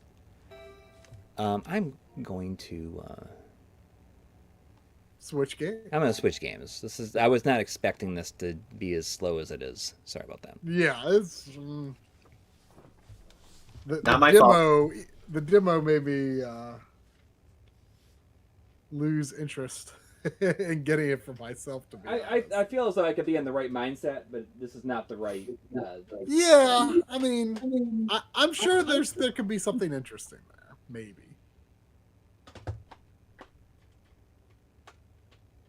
Voltaire, Resident Evil 2 remake is like, I think, the best game of the previous generation. Like outside of Nintendo like lives outside of the generations, right? But like if you don't, I haven't played this. Count the Nintendo ecosystem, Mm-hmm. I think Resident Evil 2 is the best game of that whole generation. Resident Evil 3, like, it plays very well, but it's definitely a step down from Resident Evil 2. It's another Unreal Engine game. Yeah, there you go. Let's Reverse the Blood is like, finally. Dude, you're on fire with Unreal. You're like pimping Unreal today. I was not expecting it. I actually forgot that this was Unreal. I thought it was Unity. Yeah. But yeah, I started this last year, and I didn't get that far in. Like,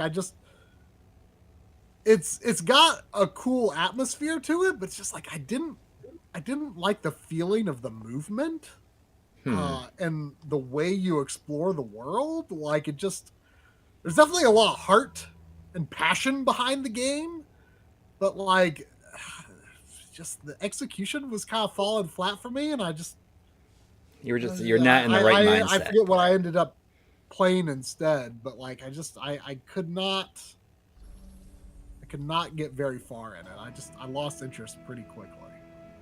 I'll be curious what you think. I hope you fare better with it than I did. I'm gonna skip the cutscene. The second I dropped the link, Zane's dad was like, "Too unreal to be real." Too unreal. So there's the sticker. The My Life in Gaming Holo 3D FX Too Real to Be Real Jumbo sticker is now live. And okay, so what you've posted there, I think, is more similar to the white one that I have, because it has a separate My Life in Gaming sticker that Right. can also be peeled out. Correct. So I'm trying to make So sure it's a that bonus. yes. But yeah. So I don't have that specific sheet, but it's got the sheen like this one. Yeah. But the extra MLiG sticker like this one. Yeah, the one the hollow one that you have there in your hand, that was the very first one that I did, like about a month ago, I want to say, maybe right before Christmas. So just so people can see just how long we've been working on these to make sure that they're perfect. And I'll you drop that link, but I'll also drop the general link to our to the whole storefront that's also got the shirt designs and the other sticker sheet and stuff. Yes. Yep. So now we have 5 tees for you and 2 different sticker sets already available. That is awesome. Just like and that. Then, and then there's going to be one more that I'm going to see if I can pimp out for you, which is the 64 style My Life in Gaming controller set, which has 4 classic colors of, blue, yellow, green, and red, plus an atomic purple version. Ooh. Atomic purple. Yep. I've been having a lot of fun with these. Part of my problem with this game too could have been that, like, I think it was like right after Breath of the Wild, or Tears of the Kingdom. it feels like it's a ripoff. I mean, part of it too, like there's like some lightweight aiming in it, and like I just came off of like that awesome motion control assisted aiming in Tears of the Kingdom, and coming to this, and there was in the PS5 here. There should be motion aiming, but there wasn't. And I was just like, ugh. Yeah, it may have not been the right game to try playing right after. Ooh, I gotta for sure. Okay, well there it is. Yep, the glider. There you go. You got it. That stamina meter drops pretty fast though. Yeah, I'm sure you can enhance it. A couple extra circles. Yeah, exactly. I'm sure you need a couple extra lightning bolts. I think it's funny that Kate the Scroll says Corey, is your PS5 just full of pretentious story games? I can. Okay, that was a good snipe. Yeah. I like that one. You guys There's got plenty of non-story games on here, and I can't say them. They're feeling games. Yes. I can't think of the name of this game. I can't say Tchia without thinking of the old Tchia Pet commercials. Tchia. You can say it like that way. Oh, man, it's a rhythm. There we go. It's funny because obviously we're of a certain era, certain time growing up. So with the kids and whatnot, there's certain like commercials that jump into my head every once in a while that I'll just start singing out of the blue, and that like my daughter looks at me, he's like, "What are you singing?" Yeah. So it's like, what was the other one? Like, get a little closer with Arid Extra Dry. For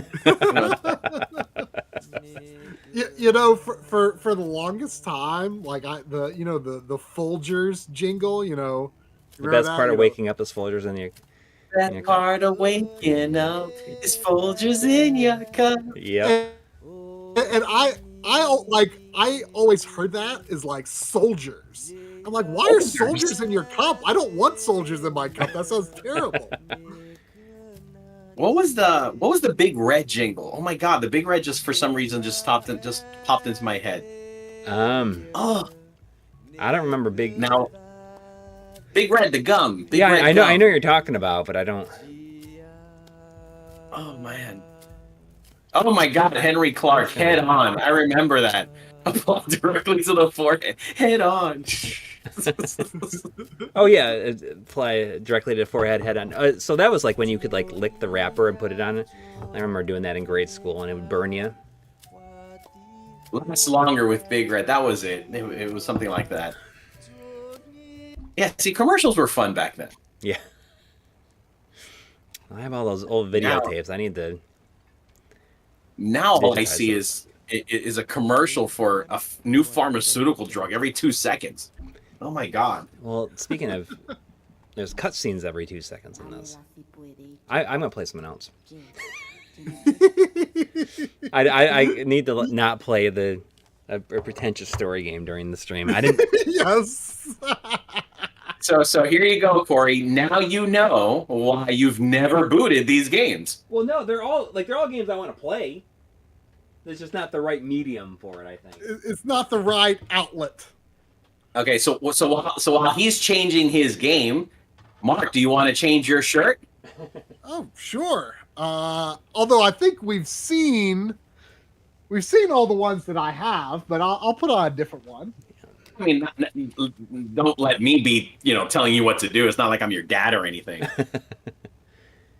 So you know what? I'm gonna change to one that's a little snarky here. I don't know if this one's not suitable for kids, but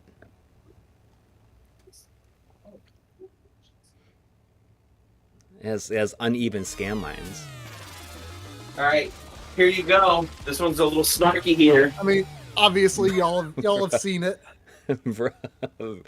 because Corey's wearing it, but now I'm wearing the same one that Corey is. The shall we say 16-bit. the 16-bit logo. A very mega 16-bit there that could. If I remember correctly, I think in that description I put what my life in gaming does, what other streamers don't. Ooh. All right, what kind of pretentious story game do we got here? I don't know. We got not great scan lines. Is it Unreal? It's not Unreal, is Unreal. It would be fun. Okay, it would be good. cool if it was actually. But the scan Oh. lines don't look great. No, they don't. But Are they forced on or? I'm sure I can turn them off here. Yeah. What is this? you can go. Go. Good night. It's Love you. Infernax. I've heard of Infernax. Oh, okay. I've heard of some decent things about this game. This might be the first good game you're playing tonight. Well, no, let me not say that. No, that's not true, because Mob Rush is pretty damn good. And then, what was the game with the slicing arms? What was that again? Wanted Dead. Wanted Dead. That looked pretty decent, too, so. This is kind of weird because it's like got this like dark aesthetic, but like these like trees and mountains have this like almost like Yoshi's Island-esque sort of. Don't they? Like. If Yoshi's Island met Castlevania. Yeah. This game definitely has a weird aesthetic to it. Like it doesn't. And see, those don't look like skeletons. They look like aliens. Like this game doesn't strike me as going for any specific era of graphics necessarily. Yeah. I can't really parse what it's trying to go for. You know what those enemies look like? I don't know why, but they're giving me the vibe. You know when you beat Mega Man 2 and Dr. Wily turns like into the alien. Yeah. Alien Dr. alien Wily, thing. yeah. Yeah, so that's what they look like with those heads. It was very strange. Whoa. That's cool. You can Slayer. Is that like branching paths, I wonder? Whoa. Did GameSet cover this game at some point? I have no idea. I've definitely seen this somewhere. Whoa. Okay.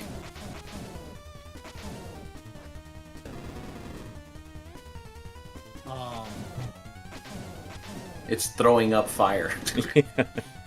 I definitely I remember skipping this game because I think I you know, in the trailers I was like, I don't really love the aesthetic of it. This But is a boss. It's looks not a like boss. it somehow looks worse than I remembered it looking. Like I just, Whoa. I mean, it's, I mean, it's, you know, I don't mean to poo-poo it too much. It's just not. It's not horrible. I take it. I don't think it's bad. I mean, it's not my style of retro aesthetic. but you know, isn't that kind of neat though I that it's like actually not going for any specific thing? Like it's just saying, hey, we're gonna make it in this style, but it doesn't have to. It's kind of nice that they're saying like we don't want it to like look at what like it belonged on any of these specific systems. And that's a point. Fine, that's fine, but it just. I mean, it still doesn't work for me, personally. I'd say, but not to knock anyone because game development is very, very hard, Oh, yeah. even when you're emulating an 8-bit or 16-bit aesthetic. oh yeah, But there are some games out there that like they pawn a look so much, you know that. yeah. I mean, there's there's definitely a fine line. Like, you know, you've got something like I like that he Axiom gets blood on Verge. him. And like it comes so close to the aesthetics of Metroid that I'm just like, well, now I just want to play Metroid. Yeah. You know, so you like, it's definitely like got to be this balance of like, okay, this is so familiar that it's like, well, what's the point? It just makes me want to play the game you based it on. But then there's some things that are like more of a hodgepodge. It's like, well, I don't really know what you're going for then. Like, I mean, any aesthetic needs cohesion of some kind, right? And when I look at this, I'm just like, I personally am not seeing what they're going for. You know, it's not that, oh, it needs to stay true to this system's aesthetic or that system's aesthetic or this series aesthetic or something. But It's just I see this and it's fine, but I don't. The art style of this game does not speak to me personally. But it looks like it could be fun. Yeah, it plays pretty good. I like the fact that he gets like the blood on him. I like the non-stereotypical choice of weapon that they put in there. Like you know, they mace. threw a mace in there. You know, there's no whip, there's no sword. You know, it's I like mean, I'm sure you can upgrade to some extent. I wonder if Oh, there's yeah, I'm different sure. weapons or if it'll always be the maze. Well, I mean, the game is called At least starting with Infernax, it's so kinda you'd cool. expect an axe, right? oh yeah, an axe would be cool actually. Well, it's called Infernax. I'm sure it's only a matter of time before you get Probably the the Infernax. closest. The thing that this probably makes me think the most of is Simon's Quest. Yeah. Yeah. Because Are Simon's you Quest getting all changed a little like? bit. It looks like your character is getting all like dragon aged, just like blood all over you. Yeah, and that's what I was saying. I like the. That is neat. So, Mark, tell me, someone.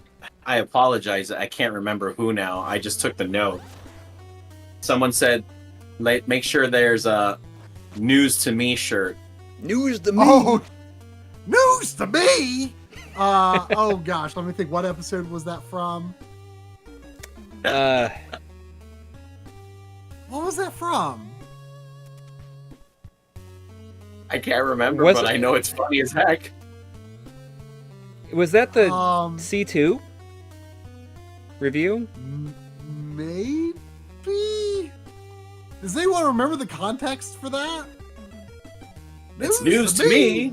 I could probably News to me. find it just by searching Google Drive. News to me. And he's searching. Yeah, because we have that.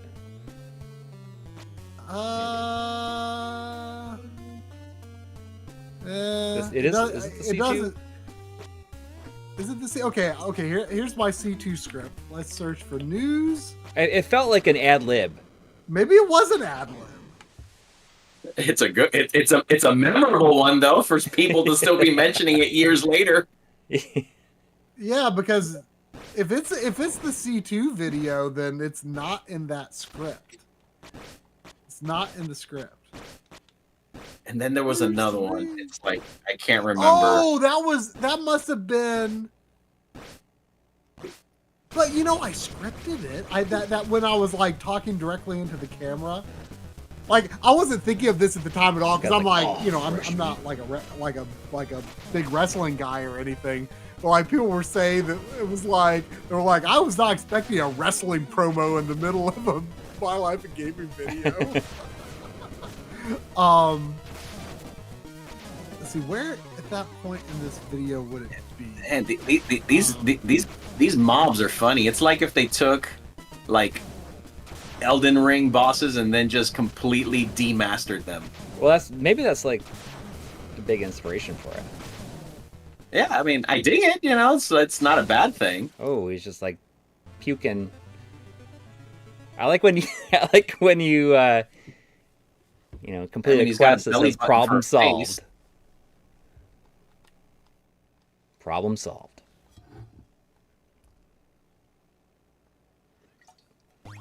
Thank heavens you're safe, Father Henry. This is good. Gosh, you're stuck now. You're dying to know. Remember when you said it? Yeah, okay. I gotta look up the video now.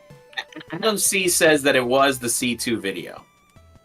Okay, it's got to be during that like red where it kind of transitions from the C2 to I'm exchanging this for the C1. Let's see. It's gotta be. You were talking about OLED screen sharpness settings no longer introducing artifacting. Oh, okay. It was not that video. That was the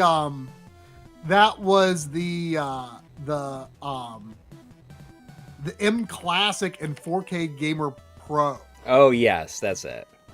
Because that would be it. Never tested anything other than sharpness 0 on the new TVs because that's right. Yeah. I was like, oh wait, what happened to our Discord layout? Yeah, something. Oh, the Discord just went nuts, but it's back now. Yeah. Oh, okay. Whoa! It just like I just clicked and something went crazy.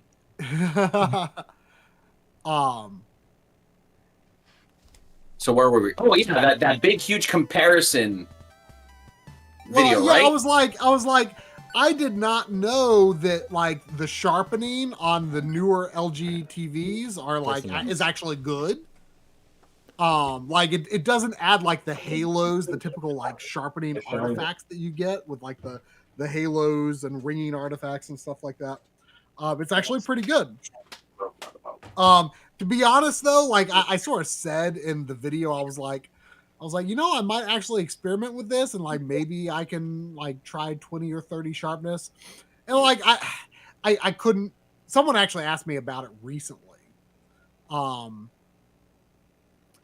they're like, what did you end up doing? And you know what? I just ended up sticking on 0. Like it's just this long held prejudice against using sharpening. It is good, but I don't know if it adds enough that it would overcome the idea in my head of like, well, but it's still not doing quite what it should. But here's the thing. If it's less than 4K, your TV is already doing some kind of processing on it anyway, right?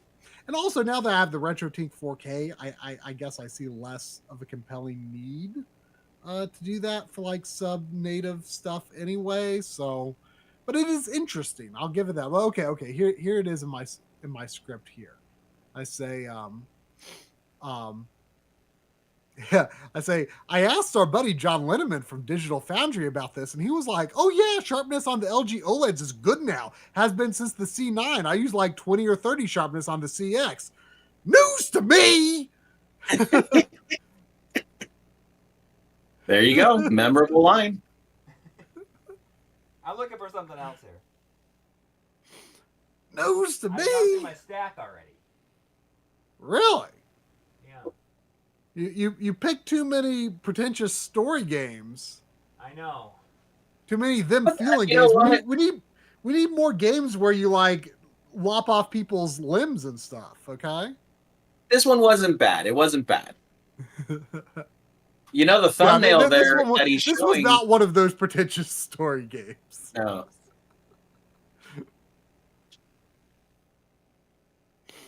One of them there feeling games. I should be working and doing your third sticker set, and I'm here just slacking. Powder Keg says Corey is on his library slide ladder right now. I'm just trying to see it in the dark here.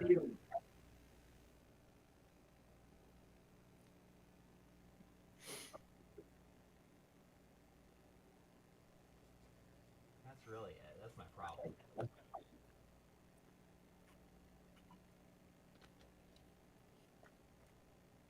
After Image says, I need more games like Super Hydra. I mean, have you tried other... Oh, I was going to say, have you tried Curse Castilla?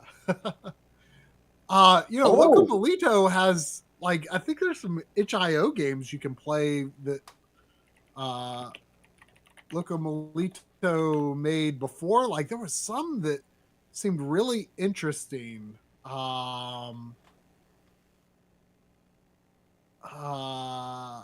I forget what I'm looking on their website right now.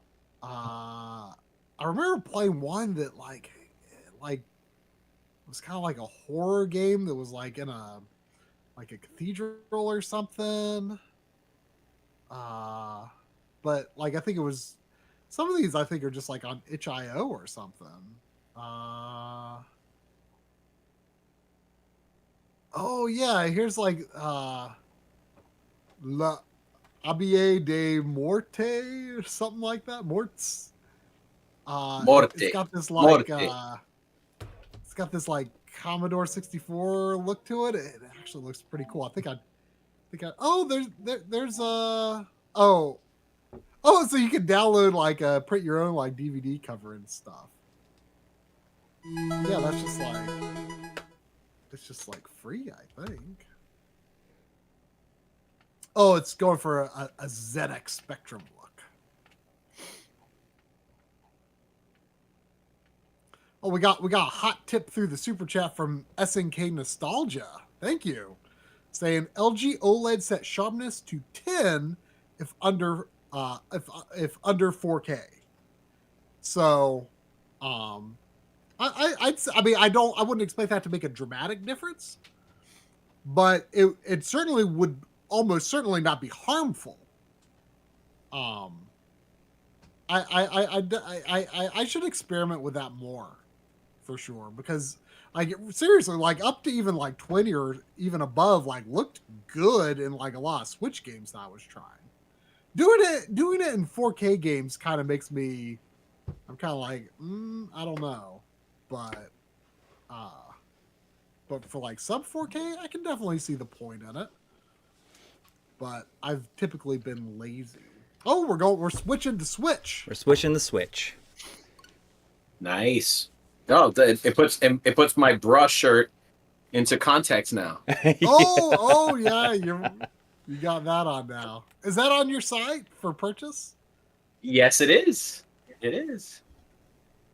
I actually there was not the last Nintendo Direct, but the like two before that I put it up. Oddly enough, though, I have yet to sell one. Oh, look at this shirt, people! Look at this shirt. Bruh.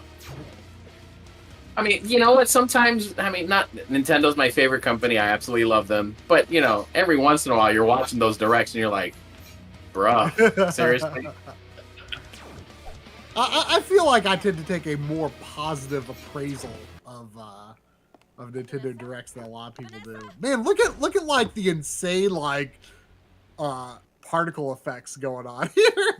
Like this interface is very over the top. Is this like pre-rendered or digitized character brawler? Yeah, I don't know. It does look like pre-rendered digitized though. You know, it looks. It's giving me some Persona graphics kind of vibes. Yeah, but like the character select. Yeah. Persona meets Super Smash. The long load. Ashura had a little cross paths with the development of this game, it seems. Oh yeah, this is right. This was like part of this was done by Matt McMuscles, right? Oh, nice. Great shit. Wow, nice this shot. like super shiny aesthetic is definitely interesting. Yeah. She has really good posture. So She walks. I can't tell if this is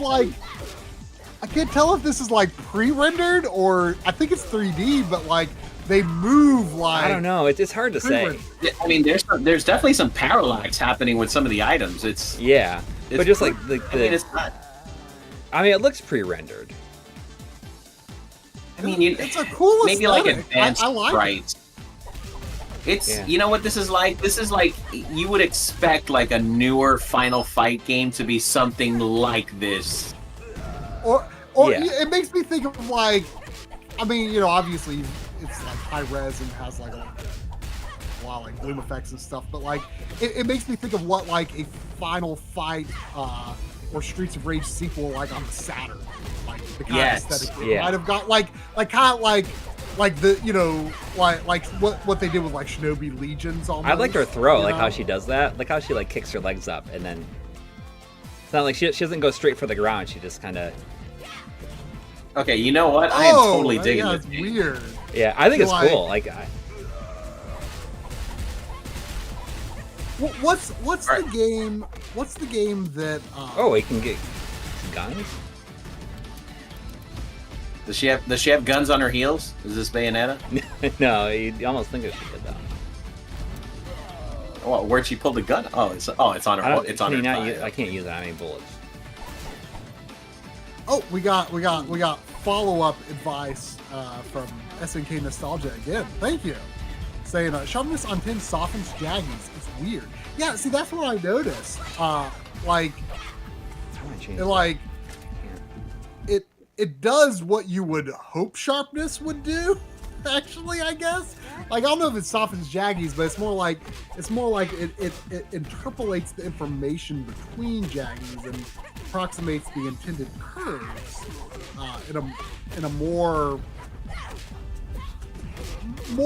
what you would expect way. It's just that we associate sharpening with these like sharpening filters that create ringing artifacts.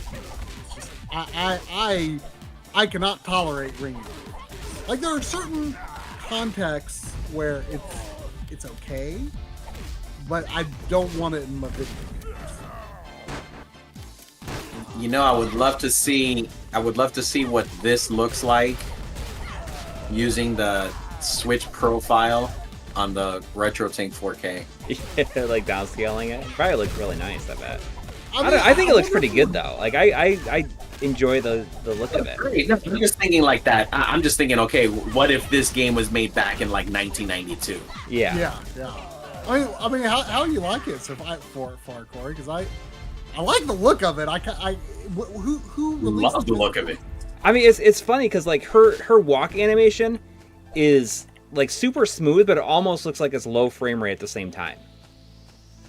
Yeah. It's like it's fascinating. Like I don't know. I think You know, I think it's good. Like I like it. what You destroy the environment? I wonder if I can destroy this. I bet. No, it Like, can you, shakes. like- though. I know, Bob but I'm says, like, I can't believe they like the look of this. This game makes me want to Because die. it makes me want to die. I don't know. I think it's quirky and like It's going for like this. You know, it it feels like it's leaning into this. It's leaning into this like pre-rendered fad era. Yeah. Right? and I think that's And kind of it- fun. I mean, I that- certainly like I the look think of this that's more than I fun. like the look of say like Fight and Rage. yeah, for Yeah. sure. Yeah. What's this game called, it- Corey? It's called the Takeover. Yeah, the Takeover. Almost like if Killer Instinct would have been made like 10 years later. Yeah. And was a who, brawler. who made the physical of this? Limited Run did it. I know that on the eShop it's like regularly like $3. Really? Yeah, I completely overlooked. Limited Run did the physical of this? I don't remember it. Yeah. I wonder if there's like other systems though, too. If it was on other systems. Or release it. It like it's bad pre-rendered, but you know what? But like, you got some Chun-Li inspired kicks there. Yeah, like I mean, it's kind of what I was. It's like what I was talking about in the when I was like talking about Super Mario RPG remake and the games we played in 2023. Like, I kind of feel like if they leaned into look at the super attack. It's like Street Fighter 2 or Super Street Fighter 2 mixed with the rockets from Streets of Rage 1. Yeah. Like, like I was talking about how, like, you know, those original renders, they are bad. Like, they're like the aesthetic that they had was like not as it was like nowhere close to what Rare was doing with Donkey Kong Country in terms of like actual art quality. But like, I still, in retrospect, I think it's just such an interesting era of the development of the CG art form, and I enjoy things that go back and try to approximate that. Like if you think of something like even badly. Yeah, even bad, but like intentionally bad. Yeah. Like for example, like, you know, there's mods that for like the decompiled Super Mario 64 where you can like put in like the SGI style renders, right? Like from Mario, and like obviously those like don't look good by today's standards, but I think it's interesting. Like that kind of stuff was like exciting at the time. Like that'd be a good shirt. It might not be good, but it's interesting. It has some historical curiosity to it. Yeah. Tries well known for being like, it's interesting. It might not be good, but it's interesting. Well, I mean, let's put into context. If this game would have come out on the PS3, would we still be saying the same things, or would we have been like, I feel like, you know, this guy? It would have been probably even more. Probably would have been panned, because. Yeah, because it was like got to the point style that it would be going for would have probably been like not old enough.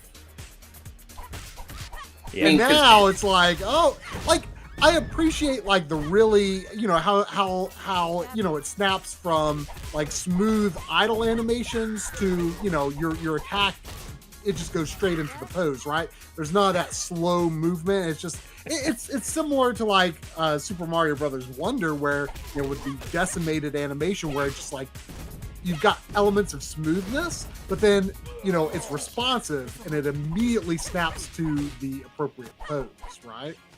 Yeah, which can make it feel very responsive. I don't know. I think it's a cool style. Yeah, I mean, I'd have fun playing it. I'm not gonna lie. Yeah.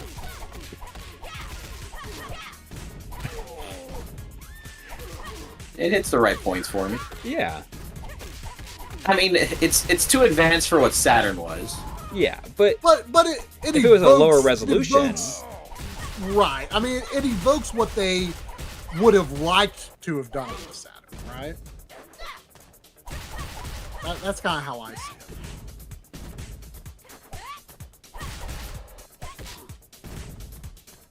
Sure wants to know where we get Carlson Crouch shirts.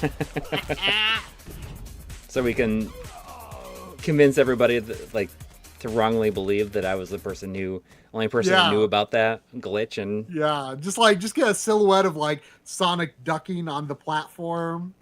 Yeah.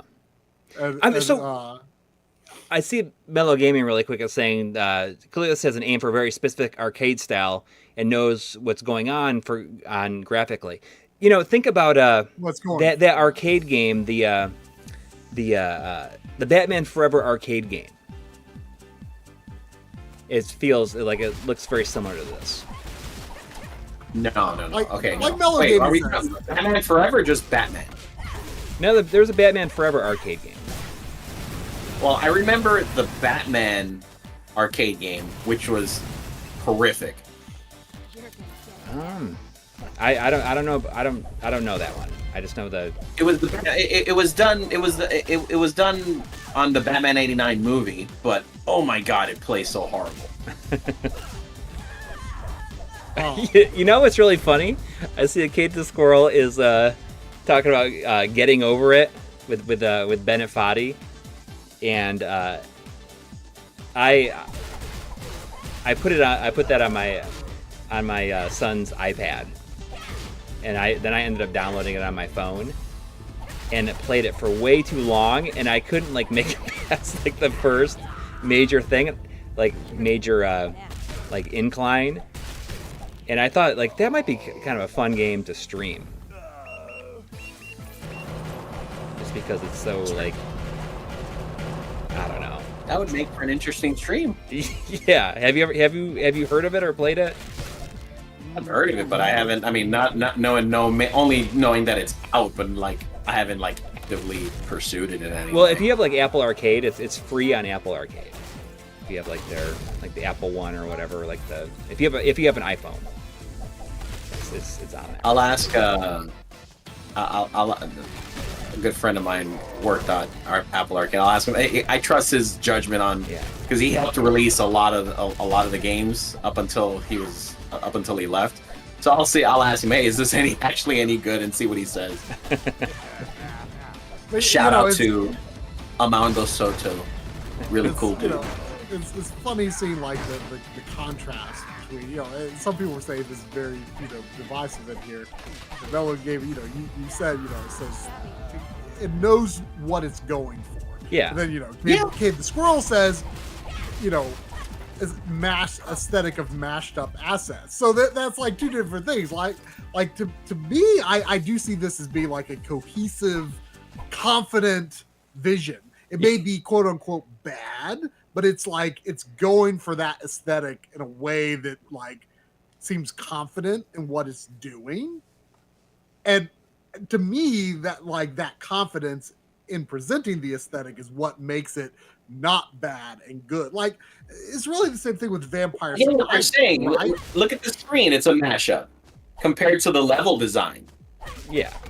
I mean, It's the same thing with Vampire Survivors. Like it's got like terrible graphics. It's got like Vampire Survivors is the only game where I might say that like having not like unevenly scaled pixels is like maybe a valid part of its aesthetic. Speaking of Vampire Survivors, did you guys see that there's new DLC coming out for it? Yeah. It's out now. Like it was out on other things before it was out on the Switch, but like they added like the Among Us characters and stuff, and with some like new things. It's just that's what it's going to be forever. I got pretty far in it, and it's all your fault. You suck. Yeah. And I don't know if I want to continue. I mean, that's how we feel about it. Well, I mean, I've been, so I actually recorded my script for the January segment of the games we played in 2024 because we're doing them month by month. I've not done them month by month. Yeah, I recorded my script today, and I kind of said at the end of it like, oh, and by the way, I did get credits in Vampire Survivors. I beat the final boss, so that addiction is behind me, and hopefully I'll play more fulfilling games this year if I get hooked on it. Because it's a good game. It's a well designed game that is compelling, and I kind of hate that it is. It's good, but I don't want it to be good. The last time I played it, I started it. I did one of the super ultra inverted levels, The one where you fall down and then you start something. I can't remember. Not the bonus. And then, yeah, and then it got so many weapons it was playing on its own, and I let it. I just put down the controller, and I would move it like every 10 minutes so that it wouldn't go to sleep because the screen would dim. Yeah. But it ended up going for like 4.5 hours. Yeah. Yeah. Yep. Until finally something happened, someone came out of nowhere, and it just killed me. But it ran forever. Yeah, I was in a situation where I was having The game was trouble, slowing down so getting- much. Ooh, I got a machine I was having gun. trouble getting the round. Dude, you can make Yeah, machine guns even. The frame rate went to like 5 frames per second because there was Yeah. so much stuff happening.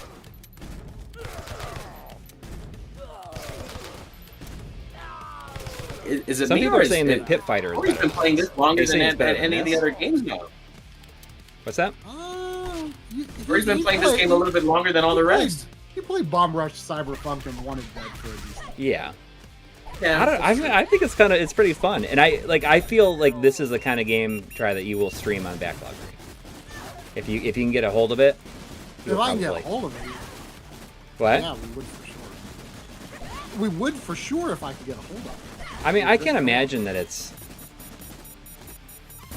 I bet you could go on, like even Amazon. People are selling like copies that they bought. 'Cause I don't think this one was like limited or anything. Oh, you think I'll it's a get- distro game? Since you It's you not a mentioned that it distro. was a limited run game, I will give a small shout out because I started my apparel game because of limited run. Ah. And you do some stuff with them, don't you? I do. The very first tee that I did was for John Romero's Sigil release, Oh. which was the unofficial sequel to Doom that he came out with about 5 years ago. He just That it came in released a this- sequel to that, I think. And yeah, he literally just released it. They just started shipping like a month ago. Yeah. Sold really well. But yeah, I did that tee for that collector's edition set. I did 2,000 of those, or 1,500. I think it was 1,500. Mhm. And they came out absolutely spectacular. And to this day, not one return. That's awesome. And what's actually funny is that it wasn't just T-shirts that I made for that game set. I did John Romero's decapitated head sculpted in pewter. Dang. So those sigils, So- I found out you can download that stuff like in the console versions. Yeah. He's made. I mean, don't quote me, but I think he's made the WADs either free or incredibly inexpensive or something like that. As long as you have, the game to patch. I can't remember, but it's a pretty badass set that he did. But no, yeah, they've trusted me with a lot of different designs. I did the Toe Jam and Earl stuff. I did the Castlevania arcade stuff. The arcade collection game stuff. What was the other one? Shantae. Oh man, did several Shantae shirts. Those I love doing those. What else? The Contra collection ones. We did those. Yeah, I've done quite a few. I gotta say we've probably done 15 to 20,000 shirts at this point, Wow, Dang. nice. and to this day, one return. And I think That's it's all. It was a hoodie. It was a hoodie, and I think it was just that the hoodie was dried in a certain way, so the print ended up sticking on itself. I replaced it. that's amazing. So one out of, even if it's a lower amount, I can't remember. I would have to go back and calculate it all. But even if it's 1 in 15,000, that's a phenomenal rate of quality that we have strived to achieve. Yeah, that's great. So shout out to them for all of that. And because of them, I'm able to bring it to my life in game. Speaking of which, here is the link to the store with our merch in the chat.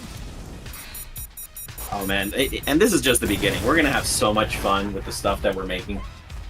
Yeah. I mean, there's, and if people ever have like suggestions or anything like that, I mean, like if people wanted to like came up with a design and like wanted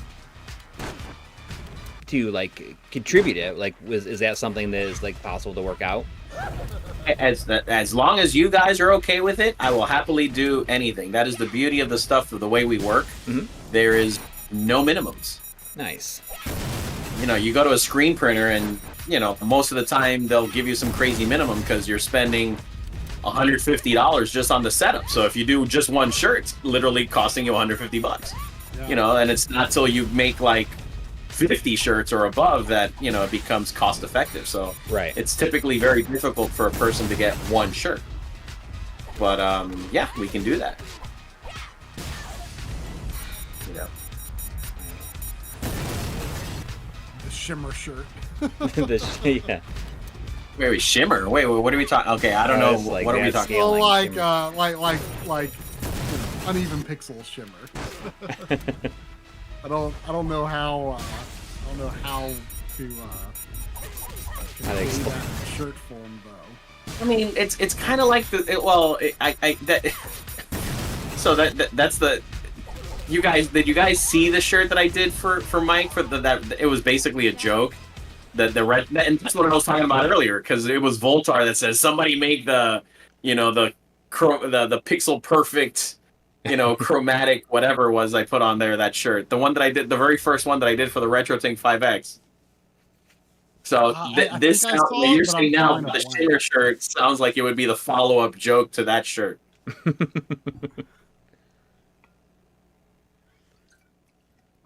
God, now I feel old because starting to realize that we have a history of,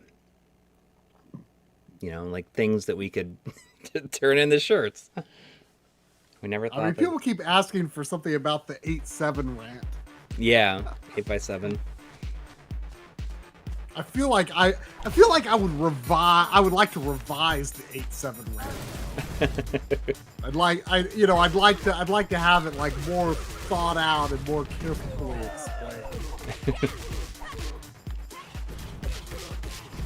That's what it was. It was pixel perfect chroma subsampling. Wait, what does that even mean? I don't know. Someone was yelling that the 5X didn't have pixel perfect chroma subsampling, and they showed a render of what's that 64 game? The guy with the gun. Oh my lord! And the moon, and it has a moon, and he's like, "Oh, the moon isn't being rendered properly. It's like oval. It's like." Wait, what are you talking about the Chrono Trigger moon or? No. It was on the It was on the GameCube game. GameCube or 64. I can't remember. Oh my lord. And he said that the ratio was bad because it was like 11:10. It's funny you're saying the 8.7 rant. This guy was ranting about 11:10.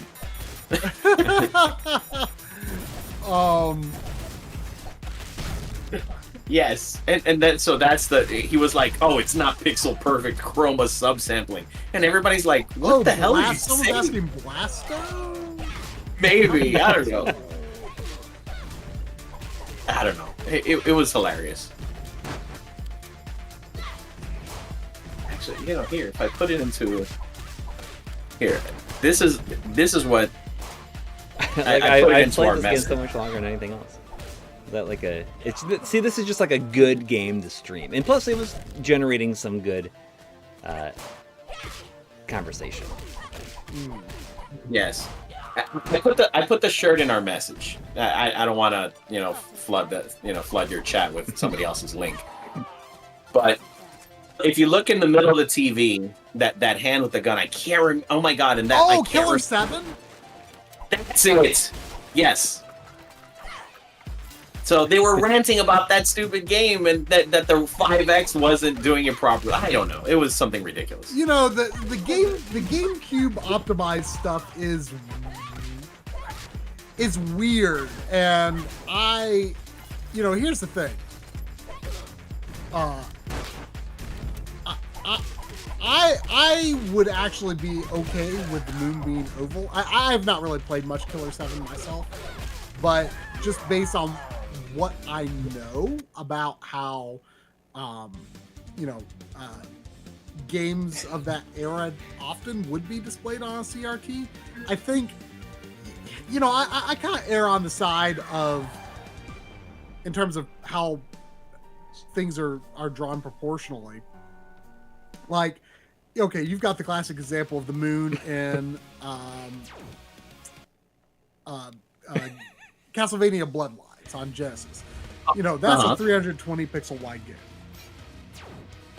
Generally, I think people are in favor of 320 pixel wide games, especially from the Genesis, being displayed with square pixels, because for whatever reason, artists tended to not take the CRT squish into account. Okay. All right. And objects end up looking like ovals. Like another example, I think, is this very good illustration is like the flowers in Sonic 1. The center of the flower is an oval on a CRT, but that's how those proportions were displayed on everyone's TV back then. So even if the artist screwed up, I take the perspective of wanting to preserve the CRT aspect ratio. And I would say that would probably be an example of,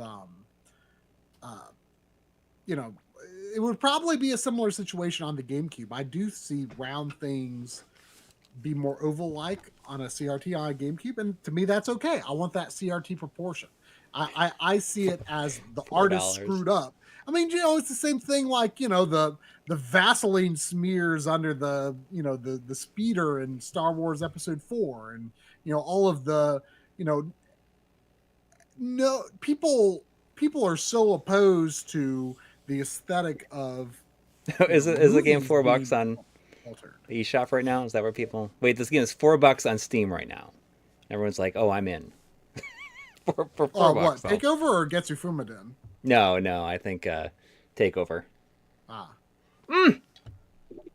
But yeah, I mean, I don't know. I in certain cases I can be a little bit flexible on aspect ratio, but I tend to prefer sticking as close to the display aspect ratio as possible. But yeah, I don't know what that guy's talking about chroma subsampling in regards to aspect ratio. I don't get it. I just pointed at it because it's a real engine game. What's that? His explanation just poo-pooed my entire joke of the shirt. No, I mean, it isn't. I mean, no. What I'm saying is, I think the guy complaining about the shape of the moon is silly, because while I don't have that much experience with Killer 7, I suspect it would look that way on a CRT anyway. So it's kind of like, if it looks that way on a CRT, you shouldn't complain about it looking that way on a scale. Can't skip the I guess is cutscene. True. Do I have GetsuFumaDen? I think I do. I hope I do. What I think is really interesting is on the cartridge it has the Famicom version, and it's like done by M2. Now, I swore I ordered that, and I can't. Wait, which one has the Famicom version? This does. Oh, that's the limited run release. They just did that one like 8 months ago. Right. An absolutely excellent release. This was a prime example of physical done right. I just think it's really interesting that it has the Famicom game on it, and it's like that emulation is done by M2, but it's like it's only in Japanese. Like there's no translation at all, right? They didn't bother with the translations or anything. They didn't localize it. It's just a straight up. Yeah, and that's kind of neat. If I remember, did they use the Carbon engine on this to port it? I can't remember. No. This is. If it was M2, it wouldn't be. Yeah, it was M2 that did the. Okay. Hey, the squirrel. This stream brought to you by Limited Run Games. Yes, I mean, I have a lot of. I just have a lot of their stuff because, I swear they got to be the biggest publisher right now. Oh, they have to be. Like they publish more things than retro games and things like that. Yeah. No, just like in like publish anything. Multiple games every week. Yeah. Like not that many publishers publish multiple games every week. And what's funny is that, obviously we've seen how many games have been delisted in the last several months. And people are like, oh, limited run, they decry some of their practices. Yet they're the ones that are saving some of these games, not to throw love on them or anything, but it's like if they weren't doing it, people are like, oh, why isn't anyone publishing these games? It's like, seriously, Well, I mean, there's a lot of people publishing a lot of things right now. I mean, there's so many. There's so many like limited release companies now that it's hard. It's hard to keep track. I mean, I have things out there like in the ether that I probably ordered. I don't even know how long ago. I just forgot that they even exist. Like, what's the one that I ordered? Like, what's the one company that did? Like, I ordered some game like Crimson Clover. Like, I don't know, like 2 years ago. And I don't even remember where I ordered super rare. I know there's some super rares we're waiting on going on 2 years already. Yeah, some strictly limited. I think it might have been like one print games. Some like there's just like so many of them. No, Crimson Clover was like something else. Super Rare, I think, only sells games they have in stock. Yeah, if I'm not mistaken. That's got that Franbo they did. Yeah, I thought about that. I looked at it, but it went like super quick. Really? I had not heard of it until I got the emails about it. I saw that it went up. I got an email that it went up, and then I went and there was like only 8% left. Wow, I wonder if there's like a big following. It is like it's kind of like an older point and click series, I think. Really? I guess there must be a cult following if it sold out quickly, because I feel like a lot of super rare games are like available for a while. Like they don't sell through their stock. Yeah. Is it first press games? I don't know. Like there's just so many things, and I don't think I've ever got. I think I've ordered things from first press games, but I don't think I've ever gotten anything yet. First I haven't ordered from. Yeah. I think first press the one that did that one like RPG, like JRPG style game that was done by like one person. I don't know. I don't remember the name of the game, but everyone said it was super good. And there was also someone did. I can't remember if it was them or another. I'm also waiting on my Jet Cave Adventure. On what? Jet Cave Adventure. It's the caveman jetpack game. Okay, that one I don't know. That I actually kind of like. I actually got it digitally on Switch. I wish the Xbox version were physical, so that there'd be a 60 FPS version on physical. But the game I thought worked well enough at 30. But I actually kind of like that game. I think it's pretty good. Strictly Limited I like, but I'm kind of biased only because I'm a huge Darius fan, and they released those 3 or 4 Darius collections that are like absolutely freaking amazing. Yeah, well, those are M2 also. Yeah, no. Oh my god, those things were done so well. Yeah, I absolutely love those. Well, those emulate games they released, they're like the Steve Snake emulator or whatever. Like I like the scaling options that they have. Yeah. The Turrican games and the Monster World 4. They're all very very samey, but like they shouldn't. Clockwork Aquarium. They don't need to change anything that's. Yeah, the presentation is a little bland, but they give you access to options that I like to have for making the game look the way I would like it to look. It's actually pretty rare to have all the options that I would like to see. Those What's the- tend to be pretty good. What's You the know, other? Oh, you know what's another company I like? Video Games New York. Oh yeah, yeah. They released Oh, yeah, what was that they've Contra like published game? What was that Contra like game? Oh my god. I'm actually not sure if I've ever ordered any of their releases. Ooh, I like the I dithering. played the hell out of that one. I like the dithering in the water. Usually I'm not like too much of a frame rate snob, but I feel like the 30 FPS in this is like actively hurting the game. Yeah. Yeah, this is a game that I feel like would feel really good at 60. And it feels very sluggish in this way. Now the question is it because there's so much going on? Yeah, I mean, very well. Like it's too much. I for wonder if I've played the original, but I don't remember it that well. I wonder if the original might be 30 FPS because it's the same engine as Teenage Mutant Ninja Turtles on NES. You want me to try the? Yeah, you should try it. Yeah. I mean, it has a cool look to it, but I see it, and I almost want it to be like what's that game? That what is it? Vanillaware, like the Muramasa. Oh yeah. I do like the look of it a lot, but it does look a little heavy for Switch. Yeah. But I don't think there's like a PS4 version of it. I swear I thought you were about to say Vanilla Ice when you said Vanillaware. All right, let me just save here and.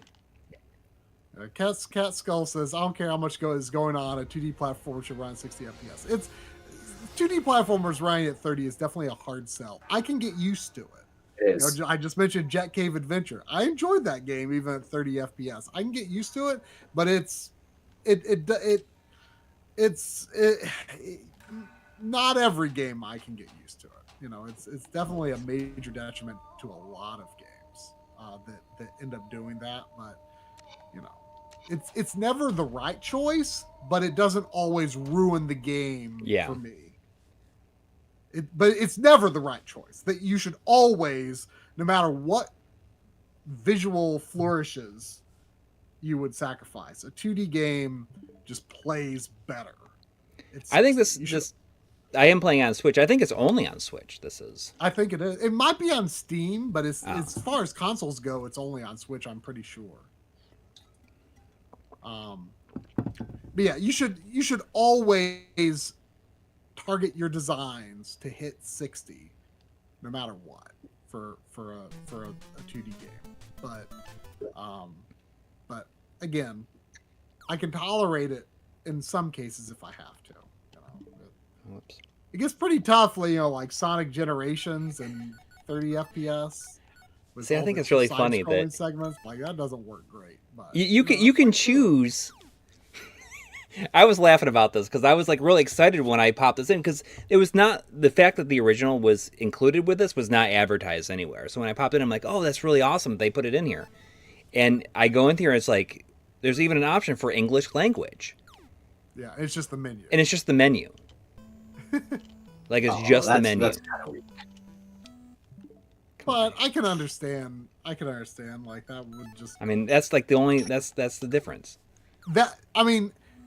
The cost of localizing this and hacking the ROM to integrate that would have probably been the difference between this release happening at all and not happening. Yeah, right? It's a cool addition to this, but it's also very funny it's not only an action game. It's a not non-substantial cost. Yeah, right. But it's also it probably would not have happened if they had to do that. It's also not a game that doesn't suffer from not having English. It does. No. It has a fair amount of text in it.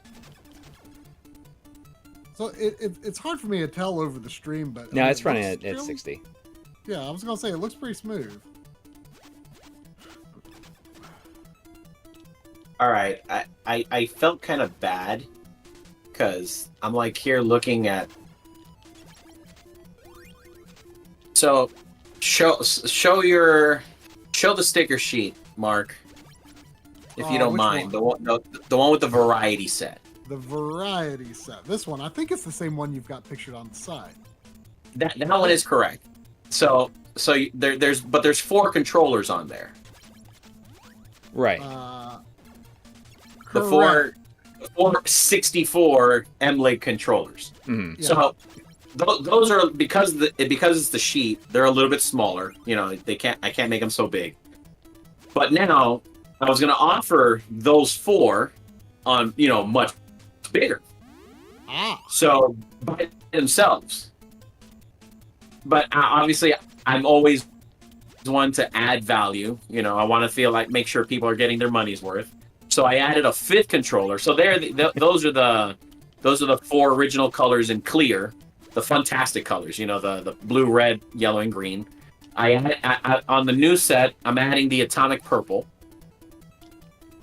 But to give people even more value, I said, screw it. I'm putting on 5 more. The solid blue, red, yellow, and green, plus that awesome neon green color that they had.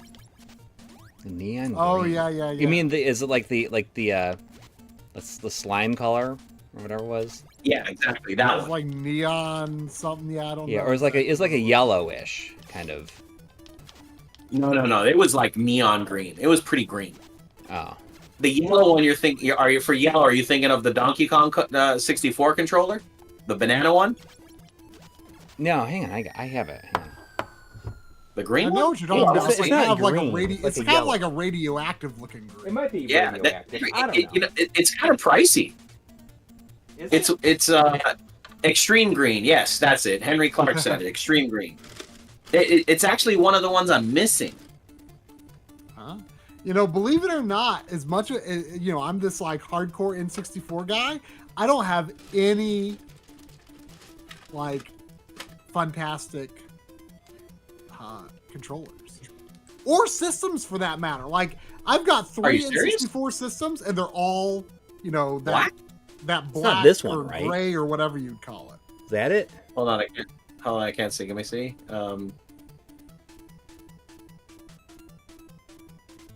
Yeah, that's the one I was thinking of. Hold on, hasn't caught up yet. Yeah, that's the one. Yeah, This is expensive. It's on the for all the controllers. It's on the pricier side. Wow. It's not pricey It like is the Millennium extreme. 2001. You know that controller's insane. $75 to $100 for this one. Yeah. I don't even think I paid for this. I think I got it someplace. I don't know. Have you not seen what the price is for the Millennium 2000 one? No. The Millennium 2000 goes for like $1,000. What? What? Why? Yeah. All right. Watch him I say don't he even know has what one color of those. that is. It was silver. It was silver, and it said I think it said Millennium 2000 across the top of it. And if I remember correctly, it was a Nintendo Power only SKU that you could only order it like through Nintendo. If I remember correctly, I mean I might be wrong. It's hideous. I'm looking at it right now. It's ugly. It's just a plain silver with Black buttons. I don't like the black buttons. It looks ugh. Like that. The Millennium 2000 that's written on it is like not an attractive font. That one's expensive, and then I think it's even more expensive is the special gold controller, the Nintendo Power Gold controller. I have that. Is it really? You do have that? That's like a $1,200 controller. You're kidding. No. Here's my blue one. If you have the gold Nintendo Power controller just lumped in there, Yeah. No. But okay, no, that's just a regular gold. But it came from Nintendo Power. I ordered it through the Nintendo Power catalog. Well, maybe you did that. No. But there was a special version that had a Nintendo Power decal right above the red button. Okay, so would that have been the Mario Kart contest one? Maybe. It might have been, but you could get it through Nintendo Power. No, well, I don't know. Wait, could you? man, I mean, I'm talking back in the middle of my childhood at this rate. I can't remember. All I know is that that one is also ridiculously expensive, selling regularly between $1,000 and $2,000. Oh, Henry Clark has the Oh, you won the Mario Kart contest one? Man, I was kind of mad that I didn't win. Like I thought for sure. Like, man, I thought, oh, I got this. I got the calling card. You could get an AT&T like calling card if you got like the runner-up prize. But I've never played this. It was a Best Buy clearance purchase. But yeah, but then you could order it through the catalog. Yeah, unfortunately the like they were kind of sold out at first. Mm-hmm. But then I was I wanted that gold controller so bad. Because you could not. I mean, Henry Clark is saying you could buy in store. At the time, you couldn't. At the time, you couldn't. Like, it was the gold controller was only in the Nintendo Power catalog at the time. Yeah. Then eventually it became a Toys R Us exclusive. Okay. And then they started offering it, I think, regular. Yeah. So I thought like this was because after I didn't get in the Nintendo Power contest, I thought, oh, this is my only chance to get the gold controller. Yeah. Yeah. Henry Clark is just that's true. It was pretty hard to get because they didn't. I tried to order it and they didn't have it. They were sold out already. But then I was able to order it again later. And then I tell you, the gold N64 with the gold controller will regularly sell for about $350 now. And then if you happen to have the box, it's probably $1,000 to $1,200. Wow. Yeah. And then there's the Donkey Kong. There's the Donkey Kong banana controller, N64 banana controller. That one goes for around $300 to $400. Now, the wild world of Nintendo 64 controllers. Yep, it is. It is. For the console that people love to hate, it sure is expensive. I'm pretty sure I had at some point. And I haven't seen it in years, so I don't know if I still have it. I don't know why I would have gotten rid of it. I mean, it was a stupid thing. But there was when you're talking about Donkey Kong controller, I had a soft glove you could put around the controller. That was the banana controller. The banana controller had the sleeve that you could put it on it. It was kind of like a neoprene material. Similar to a wetsuit? Yeah, I'm pretty sure I had the sleeve at some point, but I don't think it was The sleeve alone will sell for between $50 and $100. Wow. I had that at some point. I never really used it because I tried it and it's it doesn't feel great because it raises up the surface of the controller and the the buttons are now they're almost flush with the surface of the controller.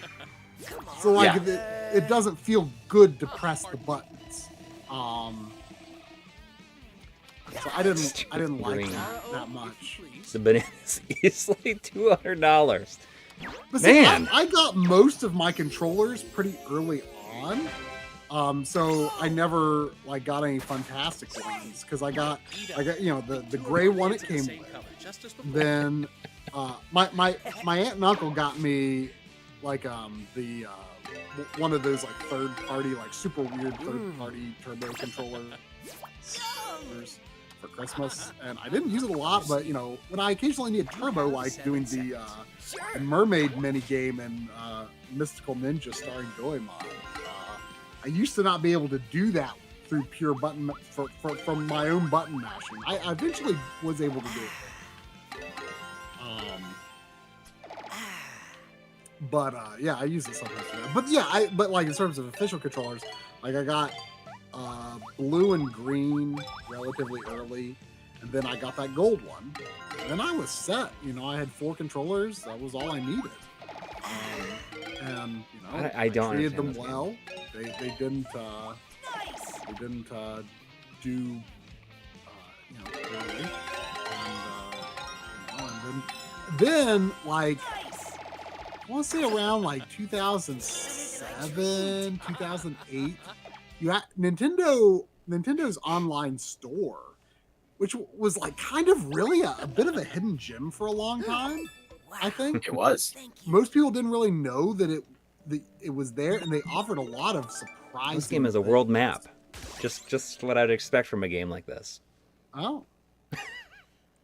It offered a lot of surprising things, like, 2007, 2008, whatever it was. I ordered a fresh N64 controller from the Nintendo Online Store. Oh, jeez. They offered a lot of stuff that now people try and find, and it's all incredibly expensive. Yep. But they offered it well after it's, they were offering stuff like a generation and a half after it was, discontinued. Mm-hmm. So yeah, I was like, heck yeah, I'll get a fresh N64 controller for posterity. That's like still my main N64 controller. Someone sent, it's in the other room, so I'm not going to get it, but I showed it in the accessories, the 2023 accessories we used. Someone sent a while back they sent a variety of Hori pads and a Japan-only ASCII pad, N64 ASCII pad. It has like the same like turbo toggles that like the Super Nintendo ASCII pad has, and it's That is clear. an awesome controller. Huh? That's an awesome controller. Yeah, it's clear, but it's just like all OEM buttons and stuff, so it feels exactly like using a first-party controller, because it essentially is a first-party controller. It's officially licensed. It uses Nintendo's parts and molds and everything. So it is an awesome controller. So yeah, that's. I'm supposed to lose. I guess I was supposed to lose. I was gonna say I feel like I recall hearing this game is pretty good. Sushi. So yeah, I was about to say, back to the stream at hand. Sushi Striker is a great game. Is Now, it? I mean, I've not played it I don't really know anything on the about Switch. I have not played it on the Switch. On the 3DS, which is where I have played it, it is amazing. But that's because you can play with the stylus on the second screen. Oh, yeah. I haven't tried it yet on here because I don't know how well it translates having to use the controller. I wonder if you play it handheld, if touch controls work. Probably. Yeah, they do, but it's still not the one more. same. The stylus just adds this extra je ne sais quoi to it. No, yeah, Sushi Striker it's a hidden gem for sure. But at least on the 3DS, I don't know how well it plays. I totally forgot that it was on 3DS. Yeah, it's definitely a game I remember hearing people rave about. What's that? I was just saying I definitely remember it was a game that people raved about. So you picking one more? Yeah, it's the last one. Shing. Never heard of it.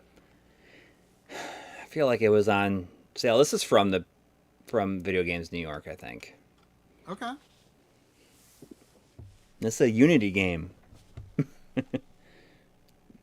Yeah, Do you want to share the the link to the shirts in the store again? Yeah, I'll drop. We'll do it one more time here, and then one more time as we wrap up. Yep. There it is. The new MLiG merch store with all these awesome shirt designs designed by Aerial Aces here.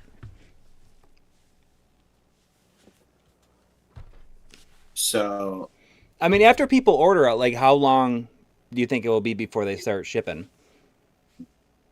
we will start production this week. We do say, because everything we do is, I hate using print on demand because we're not the typical print on demand company like a Teespring or a Custom Ink or whatever. Yeah, obviously we're better.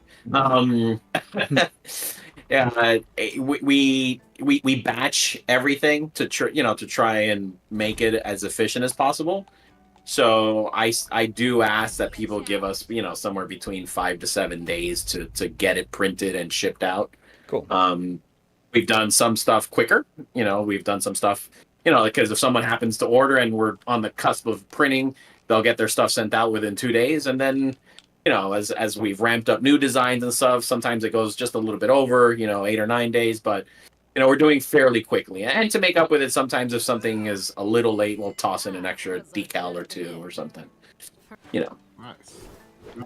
But So what were you saying, Corey? This game was by someone who did something? No, this is just Video Games New York, I think. Oh, Video Games New York, yeah. Okay, I don't really so know you what to don't expect actually- here. Just, All I know is that I probably need to go through my games and pick out stuff that I can probably get rid of, including this. So one last surprise for everybody is that we are uploading right now hold on, I just got to add on the SKU number to make sure it's proper.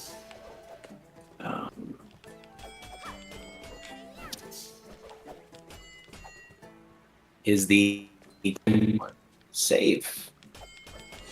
And let's see if you guys see it in a second. Go ahead and refresh. Oh, yep, there it is. Oh yeah, these are I awesome. don't know what I'm doing. All these varied 64 style controllers with the MLiG logo. I love it. And there you go. You get your extreme neon green. You get your atomic purple. You get all your Fantastics. And you get the regular ones. So since Mark doesn't have his Fantastics, now I'm giving him There you Fantastics. Looks like something important. There was Say, our job is $5 super chat from good old Ben Brody. We haven't seen Ben Brody in a while, I feel like. Yeah. We can go home. Good to see you back. Welcome back. Saying, Corey, Glad you he get can make it. 175 million, but every time you fart, not only do you immediately poop, but your family does as well. Would you take the money? I'd have to talk to them about it. Yeah, you'd have to It's talk. like it's a real discussion. I feel like you could come up with a way that your family lives your life.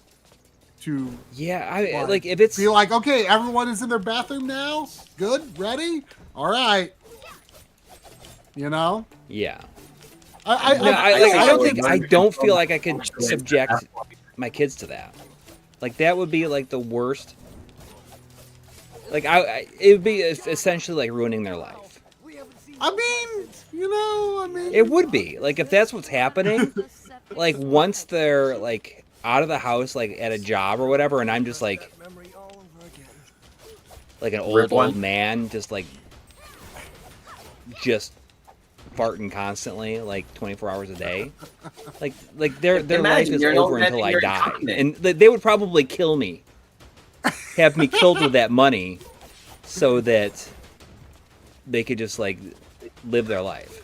At 9 years old though, I bet Monty would be in.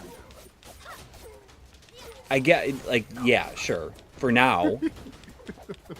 And this game is doing absolutely nothing. This is going to go on the pile of there's nothing for me.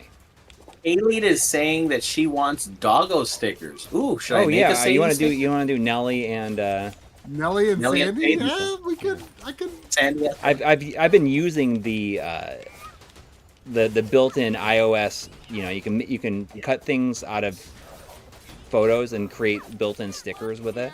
I've already been doing that. You can send them over message. Yeah, I need to get you a good shot of Sandy, or good. Why did I buy this? I don't know. This is gonna go I do not like anything about this. This looks like something I would find on Android Yes, in the $1 Maybe it sale. is. probably is. Yeah. Someone do Sandy, but in the style of I should have said Missile? rocket. It's missile. Missile Yeah. from Ghost Trick. Oh my gosh! Like Nelly. Would Like be if perfect for someone that. had the art chops to do Sandy and Nelly in the style of Ghost Trick, that would be incredible. Yes. Like actually like really authentically recreate that style of character design. Oh, Alright, that this is- I would Nah, love. it's not good. This is going on the. That- I'll do that, and it'll be a $50 shirt. Now, you know what? Actually, that's a good challenge. You know, send me a good picture, and I will try that. I can't promise it right away, but you know what? I haven't. It's been a long time since I've sat down to draw. Mhm. You know, because I used to illustrate all the time, Yeah. and it's been a while. So I would actually welcome that to sit and do it, you know, and relax with it. I believe I played this Yeah. one, but I wonder. Yeah, that would be interesting. Ah, I messed up. Okay, so the 64 controller set, I forgot the blue on the top right, so I need to change the picture real quick. I'm such a numbnut. There we go. This is that was Shing. That is Going in your going why on did the I get buy rid of it pile. Yeah, I think you're you know, I mean both of us definitely sometimes, you know, fall a little too much victim to some of these limited availability things. Yes. We're like, oh, that looks interesting. But I think you've definitely had more moments of weakness than I have. Yes. I'm gonna head to the restroom real quick. 1 sec. Okay.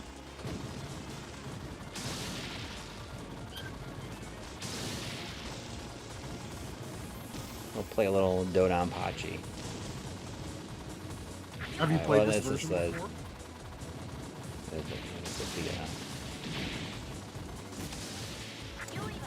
I don't know. There's also that one the M2 did, and the shot trigger is like the most popular one in the series, I guess. Yeah, I got that one. But have you played this version before? I have not played this one, no. I guess Okay. I thought I This had, still but count- I. even though this is a game you know you'll like, this counts as a game you have not. Yes, I mean I haven't. Like I knew that I would like it, you know. What? Like what? What the heck is hanging from her mouth and I don't and know. that border? Like it looks like a grenade pull string or something. Also, I just know she had robot arms. Yeah. What is in her mouth and why? Like, I don't know. that is really strange and baffling to me. What is the reason? I mean, this haircut. was supposed to be a good hangout session, but we went down quite a memory lane with some of these. Yeah. Oh yeah. Oh, I mean, that's usually how we do it. Not going to be going down much memory lane with Shing though. I'm pretty sure No. we'll all forget about Shing within 24 hours. Yeah. That was pretty bad. Yeah. I just I like to give it a chance. It was probably in something Corey else. for Like taking away that little time of my life. yeah. It was like I was watching Black Adam again. Black Yeah, Adam was good to put Jason, on the that's what I'm background while you do asking. something I don't else. know. Black Adam That's was how horrible. I consume that movie is by putting it on. Oh my god. I understand. Like I know that like I feel bad talking about Shing. It just like does nothing. But at the same time, there's probably a good amount of people that probably feel the same way about the Takeover as That's true. as we felt about Shing. So Exactly. But Look at that, we were- me trying to Google a picture of Sandy, MLiG dog. Only Nelly in the results. I'm surprised if you Google MLiG dog that Nelly comes up. oh really? I'm What's searching for this right what's she now. look like? What's she doing? The testament to the here's some MLiG Nelly. brand. Yeah. Like the first two pictures are pictures of Nelly, like puppy Nelly, real little puppy Nelly Really? from Yeah. from Twitter. And then the Yeah. third is Awesome. the gaming accessories marathon for some reason. the thumbnail gave me the accessories, man. Well, it's Google. destined to become our most viewed video. But the first video that comes up is the Grapple Dog stream. Oh. Yep. Good old Grapple Dog. Well, here, Yeah. you won't need to Google a picture of Sandy to share it because Sandy, look at the stream. Now, Look. This girl I has will- something in her mouth in the border, and I don't know what it is or why. It looks like she pulled the pin out of a grenade and has it in her mouth. It's a hair tie. Somebody was saying it's a hair tie. Well, then why is it in the border? Because it's just a piece of key art that they made for the game. Why I tell would you, you this is a make? good game though. Yeah. Why would I you mean, we make can do- key art a girl holding a hair tie in her Because mouth? she's like the character you play as. Well, why You can is- change why- it. Like I feel like the part of her day that involves holding a hair tie in her mouth is like not something that needs to be immortalized in key art.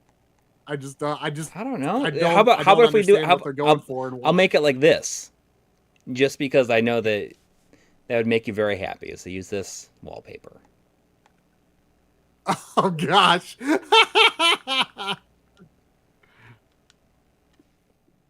At least it doesn't have some of the nudie stuff that I've seen some of these games have. Yeah, well, I mean this is Cave, so. Well, Cave stuff Welcome is to good. Canada. Ooh, I was actually I couldn't find a vector version of the Cave logo, so I was actually doing for myself my own little Cave sticker. oh, that's cool. And I just made some Tuaplan ones also Oh, nice. with the HK1000 CPU on it.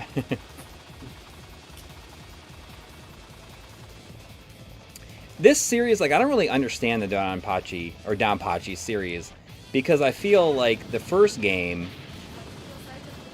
was like a pretty straight, space shooter. I guess it just didn't seem like it. Did not seem like weird. Didn't have any like weirdness to it. I think that came later on. Yeah. As the anime subculture has grown within games, that's something that they just it's just something from the last, I want to say 10, 15 years. Well, I think even starting with the second game, like, is when they started doing it. I don't like, but maybe not. I don't know.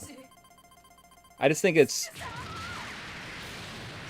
I don't know. I'm using the D-pad. You know what? It's not as crazy as I've seen, and I hate to admit that I actually downloaded this. I feel shame, but there is a game. It's called Azure something, where it's a bunch of anime girls Doing as the Kodan Battleship. Armada. Oh wow. Is that it? I can't remember. No, sorry. But That's from the a last bunch of anime Starfighter, girls I think. as Battleship. Zur and the Kodan Armada. And it's like, I mean, it looks cool. It doesn't play that great. I mean, but the art is cool.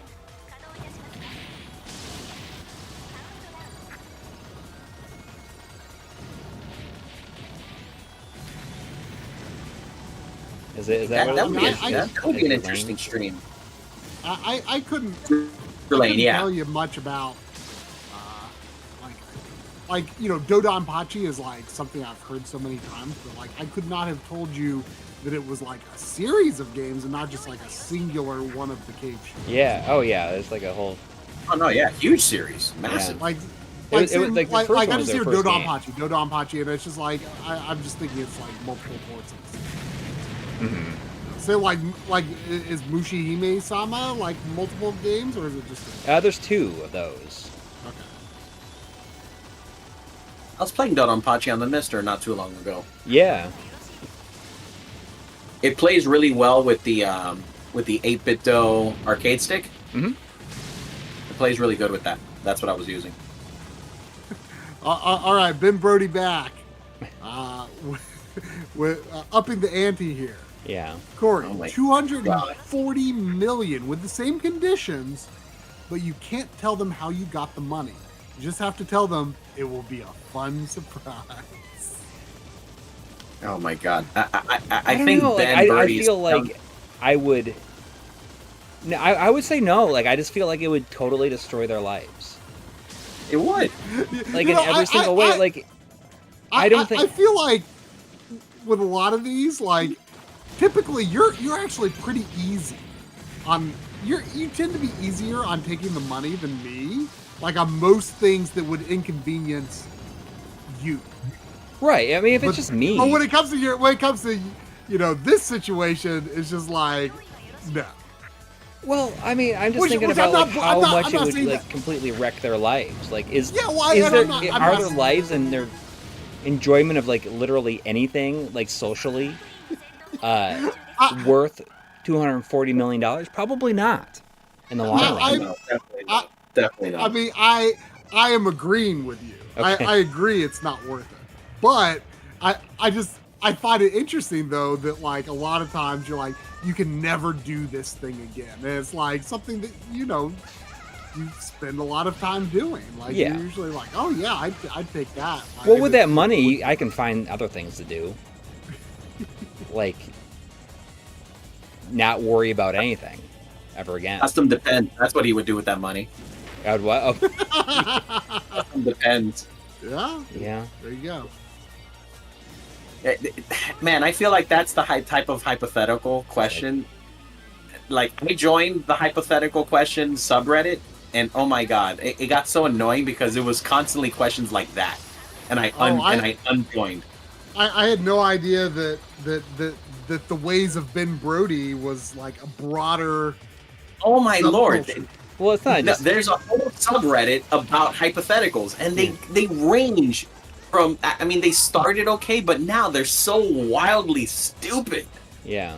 I mean, Oh. I remember like when I was like in high school. I remember like I would think of stuff like that. Like I just remember like sitting there like asking my friends like, what would you do if like elephants just started walking out of your nose? What? I thought of a lot of, I mean, when you're a It's- teenager, just like random nonsense is like the funniest thing ever. Yeah. Right? I asked my sounds son like the today, kind of like- question you got like when you're smoking something. I asked my son today, like, what do you think there's more of in the world? Do you think there's more mud or poop? And he, like, What? really had to think about it for a while. I mean, I don't know what the That's answer is. I mean, Oh my god! I mean, like, isn't like practically the entire ocean floor mud of some Yeah. description? Isn't the entire ocean floor also Way- poop? way of some more. I mean, yeah. Yeah. about it. Every He was, animal like, in really the going ocean- down on... He was, like, very convinced that it was poop. There was more poop in the world than mud. He was like way into that. He was like, because you think about it, like someone's pooping like every second of every day, like millions of people are pooping every second of every day. That is true. Uh, 8 billion people on the planet. Yeah. At least a pound. there was notification that Nana Cheesecake has been a member for 15 months in a row. Thank you. Saying, I think the extra money would only enable the family to go after Corey more. Yeah, Also, it's happy true. Sunday. I mean, they go after me anyways, and they don't even need money. Imagine How if they did had we go $240 from- million at their disposal. How did we go from N64 controllers to Shing to poop hypotheticals? I don't know. Who knows? Because It's- Ben Brody. yeah. Power of Ben Brody. Yes. Oh my god. I'm just gonna play through this entire game apparently. I think the conversation was better when we were talking about Sandy stickers. Yeah. I tell you though, when you were holding her, that was a vision of adorableness right there. She's my She was like precious. like a mini what is it? Collie. What was the cow? Sorry? Collie? Yeah, miniature collie. I feel like I need No, to. but I was gonna say the famous collie. I was gonna say she Oh, looked like the last- famous collie. Yeah, a miniature lassie. She was Yeah. exactly that. I loved watching old Lassie shows on TV when I was a kid. Are you serious? Yeah, I love I that. I can hear the music to it. Like watch the old black and white Lassie. Yeah, I watched that crap. Yes, that is true. Yeah. I mean, stuff like that. You know, you'd only see it when it was on when you're home from school. I remember it being on like after Like Nick I at got Night. home from school. They used to have it a lot on TCM, but TCM doesn't exist anymore. It was like I think it was like what was it called? Was it called just like the Family Channel or something like that? No, no, Turner Classic Movies. Well, I do remember the Family Channel. Yes. I think that's what it was on. Imagine Like, if the there was- Family Channel was around now. They'd probably be just showing ghost hunters all the time, or like. I mean, that's what the Travel Like Channel every- is now. That's like what every channel devolves into. Like the History Channel is just like ghost hunters now. Yeah, that is true. That is true. Oh, Ben Brody. Not so much a hypothetical, but try if you had any good sandwiches. I had a good grilled cheese and ham sandwich today. Good sandwiches. I'm just like spamming continues to this. So Corey, then, if you're saying good ham and cheese, we need to get you down here so we can get you a good Cuban. Yeah. Yeah. I love Yeah. Cuban sandwiches. I was down there a I've couple not years had ago one. for work. I think I told you about that, about how we were Yep. filming something that ended up like never. Good sandwiches. getting I'm used. thinking on this. A good panko viste, we can get you. It's a steak sandwich. Cuban steak sandwich. Man, I can't. I'm struggling. You know, I tried to order a barbecue sandwich several weeks ago from a barbecue place. They just like gave me not at all what I ordered, including not a sandwich. It didn't But have bread. I'm not much of a complainer, and it was like probably more food. Like they only charged me for what I ordered, but I think it was more food than I had ordered. So I was like, oh, I'm not gonna complain. But it wasn't a sandwich, so I didn't get a sandwich. I don't know. I feel like the most recent sandwich I had was probably like KFC or something. I don't know. Oh God, I can't have KFC. I stopped having KFC. Oof. I took my son to a KFC. I want to say like 4 years ago. We were coming home from his violin practice, and it was already late. So everyone else had already had dinner. So I was like, oh, let's just stop and grab something. So we stopped at a KFC, and oh my God, the chicken was so greasy, but in a bad way greasy, not good way. And it completely turned me off from ever having KFC again. I do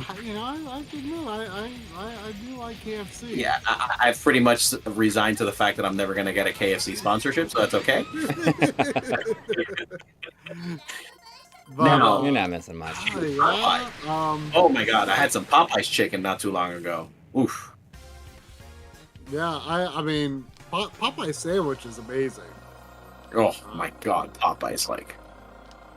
I don't get it very often though because my Popeyes is just like. See, here's one of the main things that actually keeps KFC like kind of, you know, in my regular rotation. Popeyes on one end is like the slowest place near, like so slow, Really? and you know also the most likely to mess up your order. And Oh, I've never had that issue. and KFC on the other end is consistently the fastest place. So if your goal is to be fast, that is a major determining factor for if I'm going to choose KFC. Because they have never been slow. No, if I need fast, I'm just gonna get something else then. Yeah. But man, like good sandwiches, like I can't think of like the last time I had like I don't know, like I got I got a pretty good sub from the grocery store. You know, You can't beat a public sub. Public subs. Yeah, Wegman subs can beat public subs. I'm sorry. Mine was just Harris Teeter. I should try the sub? Publix deli. I should try a Publix deli next time I want to get a grocery store sub. I think they just opened their very first Publix in Kentucky or Tennessee, something like that, just like last month.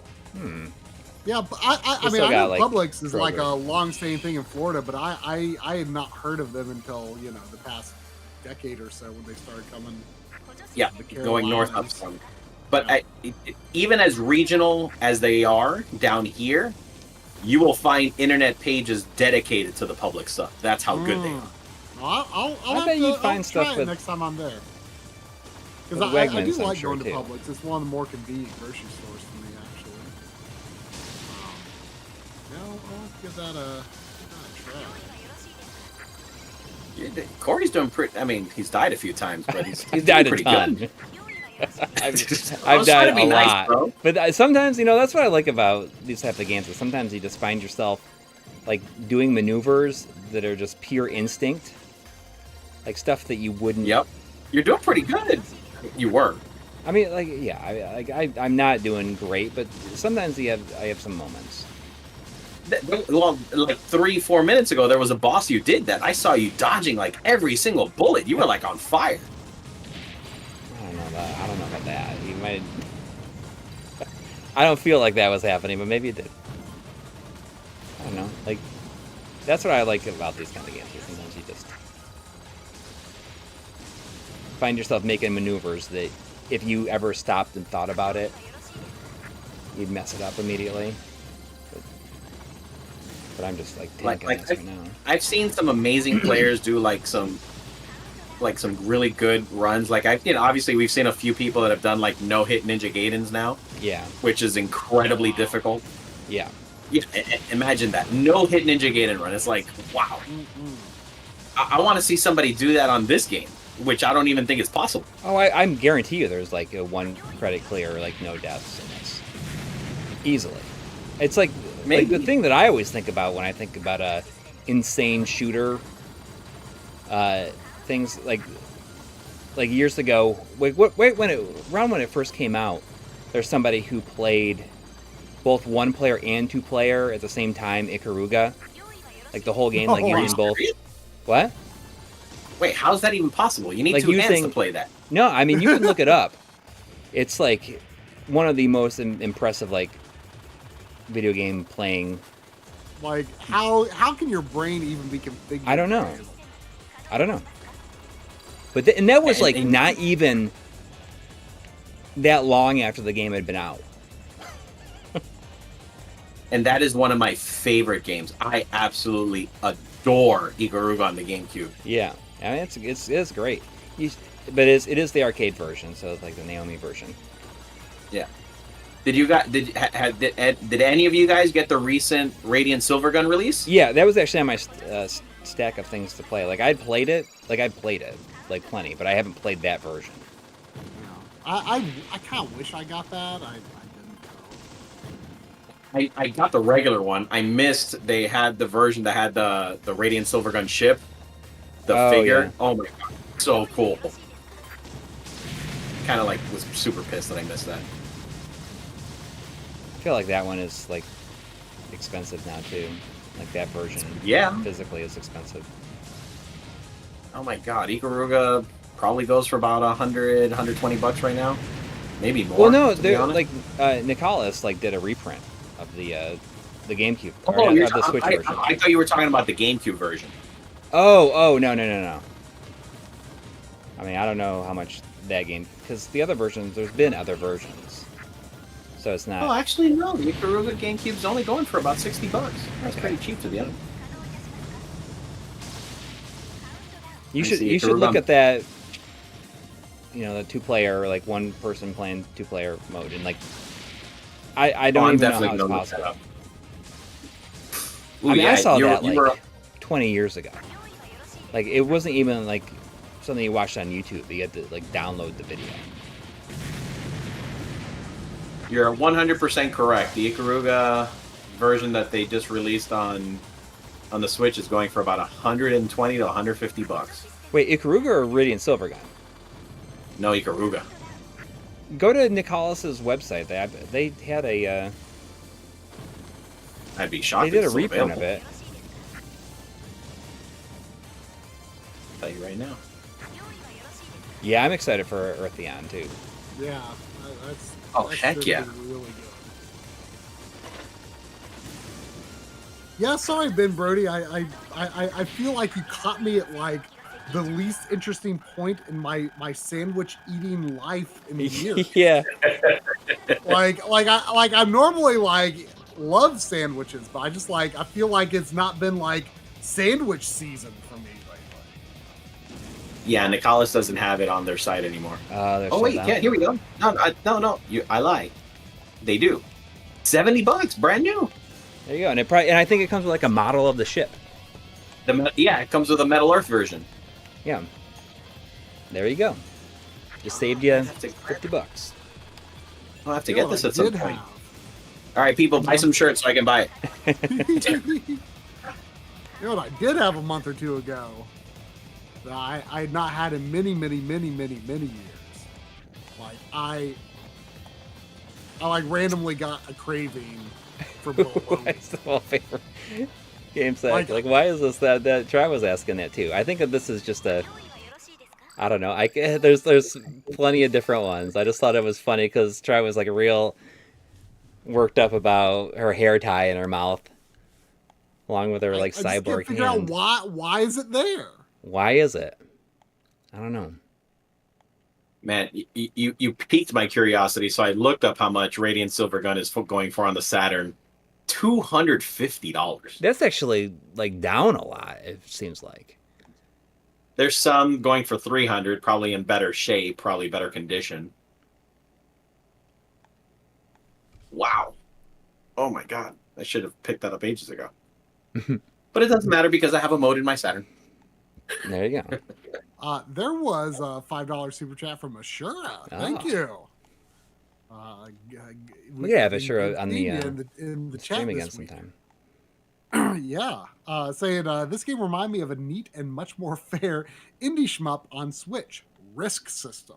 Check it out. Oh. $10. I'm gonna have to check it out. Huh? Go to bed. Okay, yeah, super There late. Should was have been. Yeah. also, We're, like, going also way a later $2 than we super chat normally from I'm gonna use one of these. also a other $2 ones. super chat from Nima Moshiri. Thank you. Saying just wanted to say hi. Wishing you a great year. Well, you Hey, as look at well. look who joined the chat. GameSack is on here. Yeah.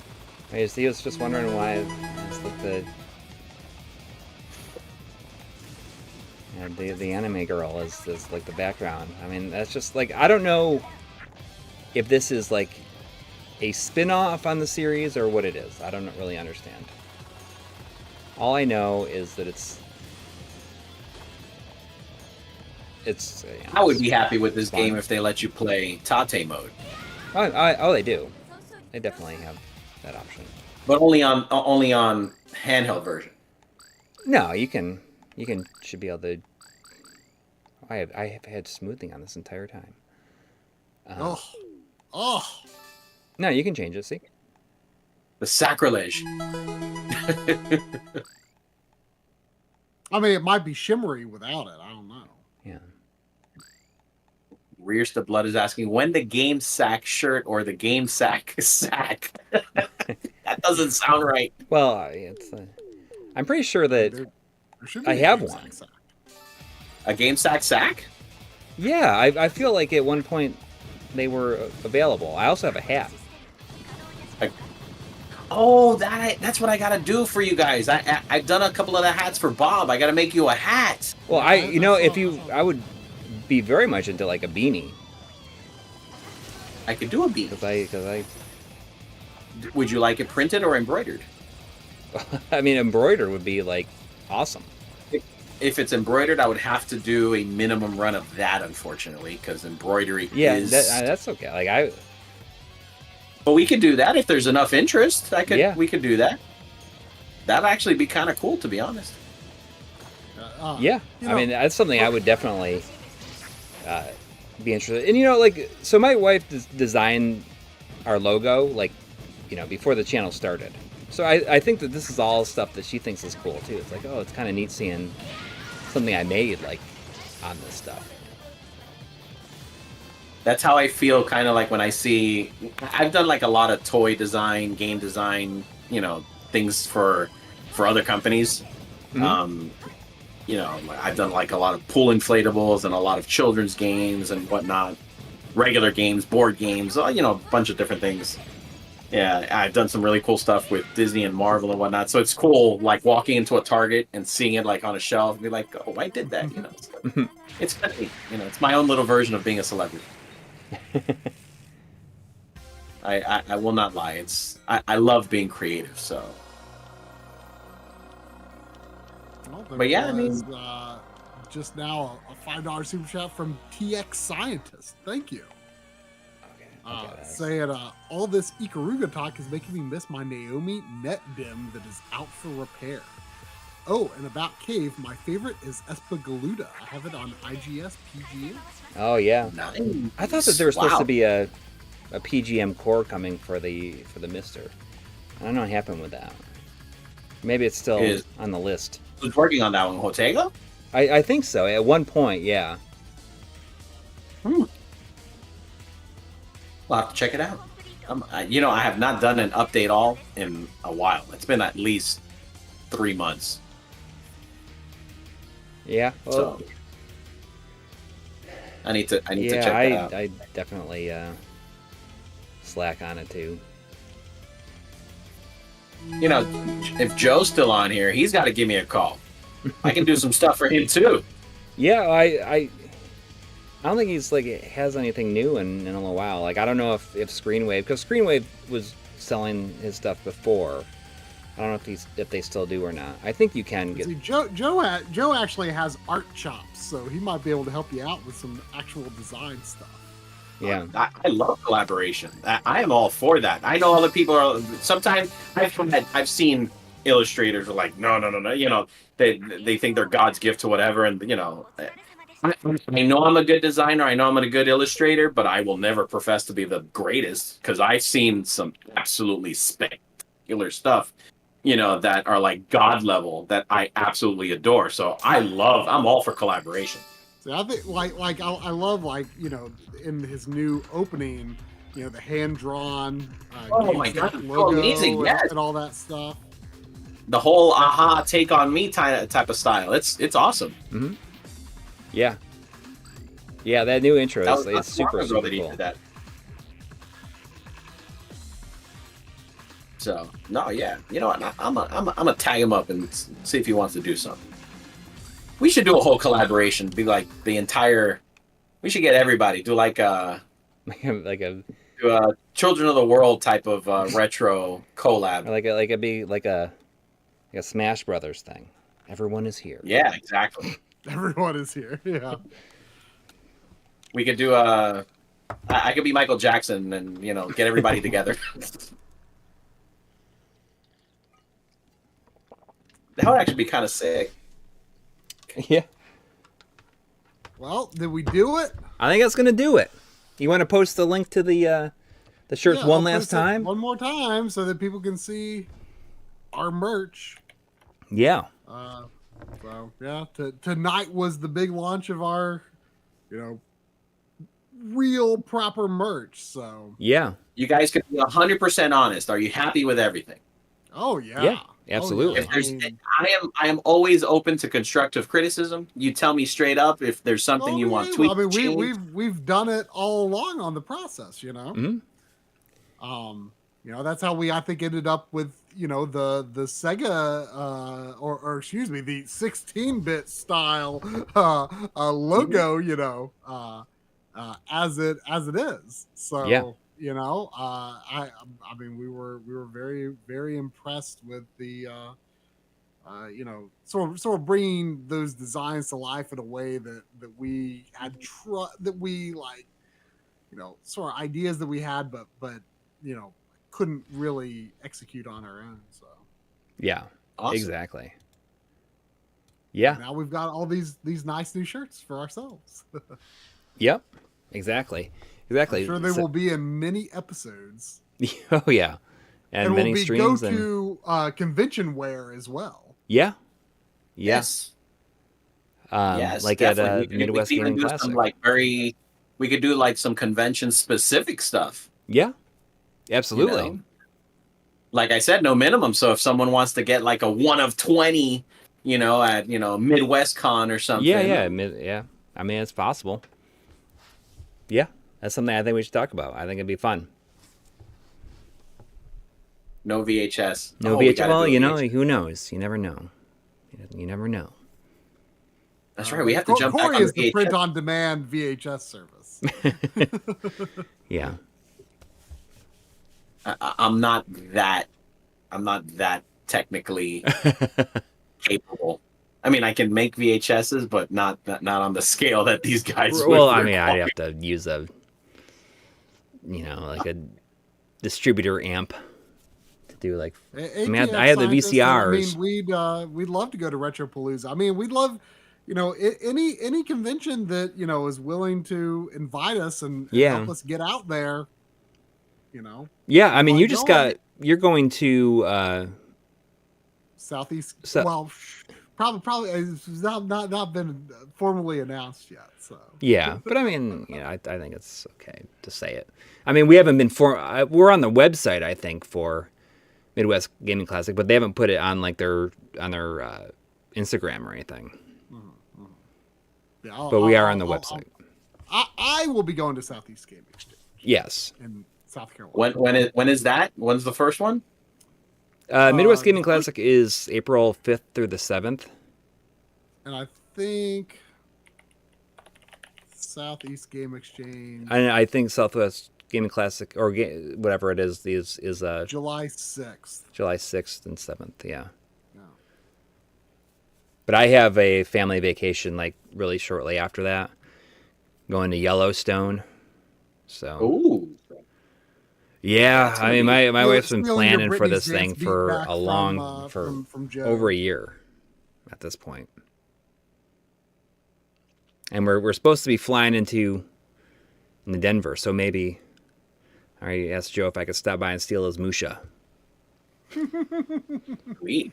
Yeah. I'll give a small shout out because the whole start, the very first design that I did was your 16-bit MLiG one. Mm-hmm.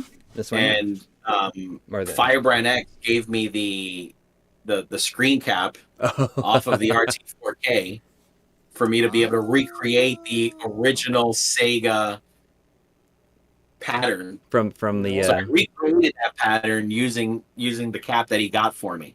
Well, nice. I was impressed by the pixel proportions. Did seem very authentic. So it is Genesis authentic. That's right. Yes, and fairly soon. It's not up right now because it'll take a little bit more for me to get everything set up properly. But all those stickers that you had, Space Harrier one, the Mega Drive version. Did I send you a Mega Drive version? I did, didn't I? Yeah. That's on here. Yep. So there'll be a whole, those will all be separate, but as one pack. They'll be super cool that I really like the Space Harrier one. I won't be happy until I see those MLiG stickers like smacked on somebody's bumper.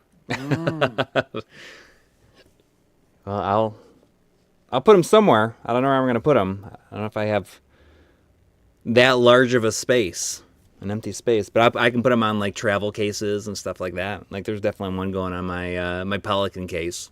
Oh yeah. My work Pelican case and my personal gear Pelican case. So they'll go on that. Sweet. But anyways, I hope everyone has a great week. And Ariel, thanks so much for doing all this and hanging out tonight. Thank you for having me on. This was amazing. We got to do it again sometime soon. Yeah, absolutely. Thanks to everybody who donated tonight, and I hope everyone has a great week. And we will see you soon. Good night. Thank you.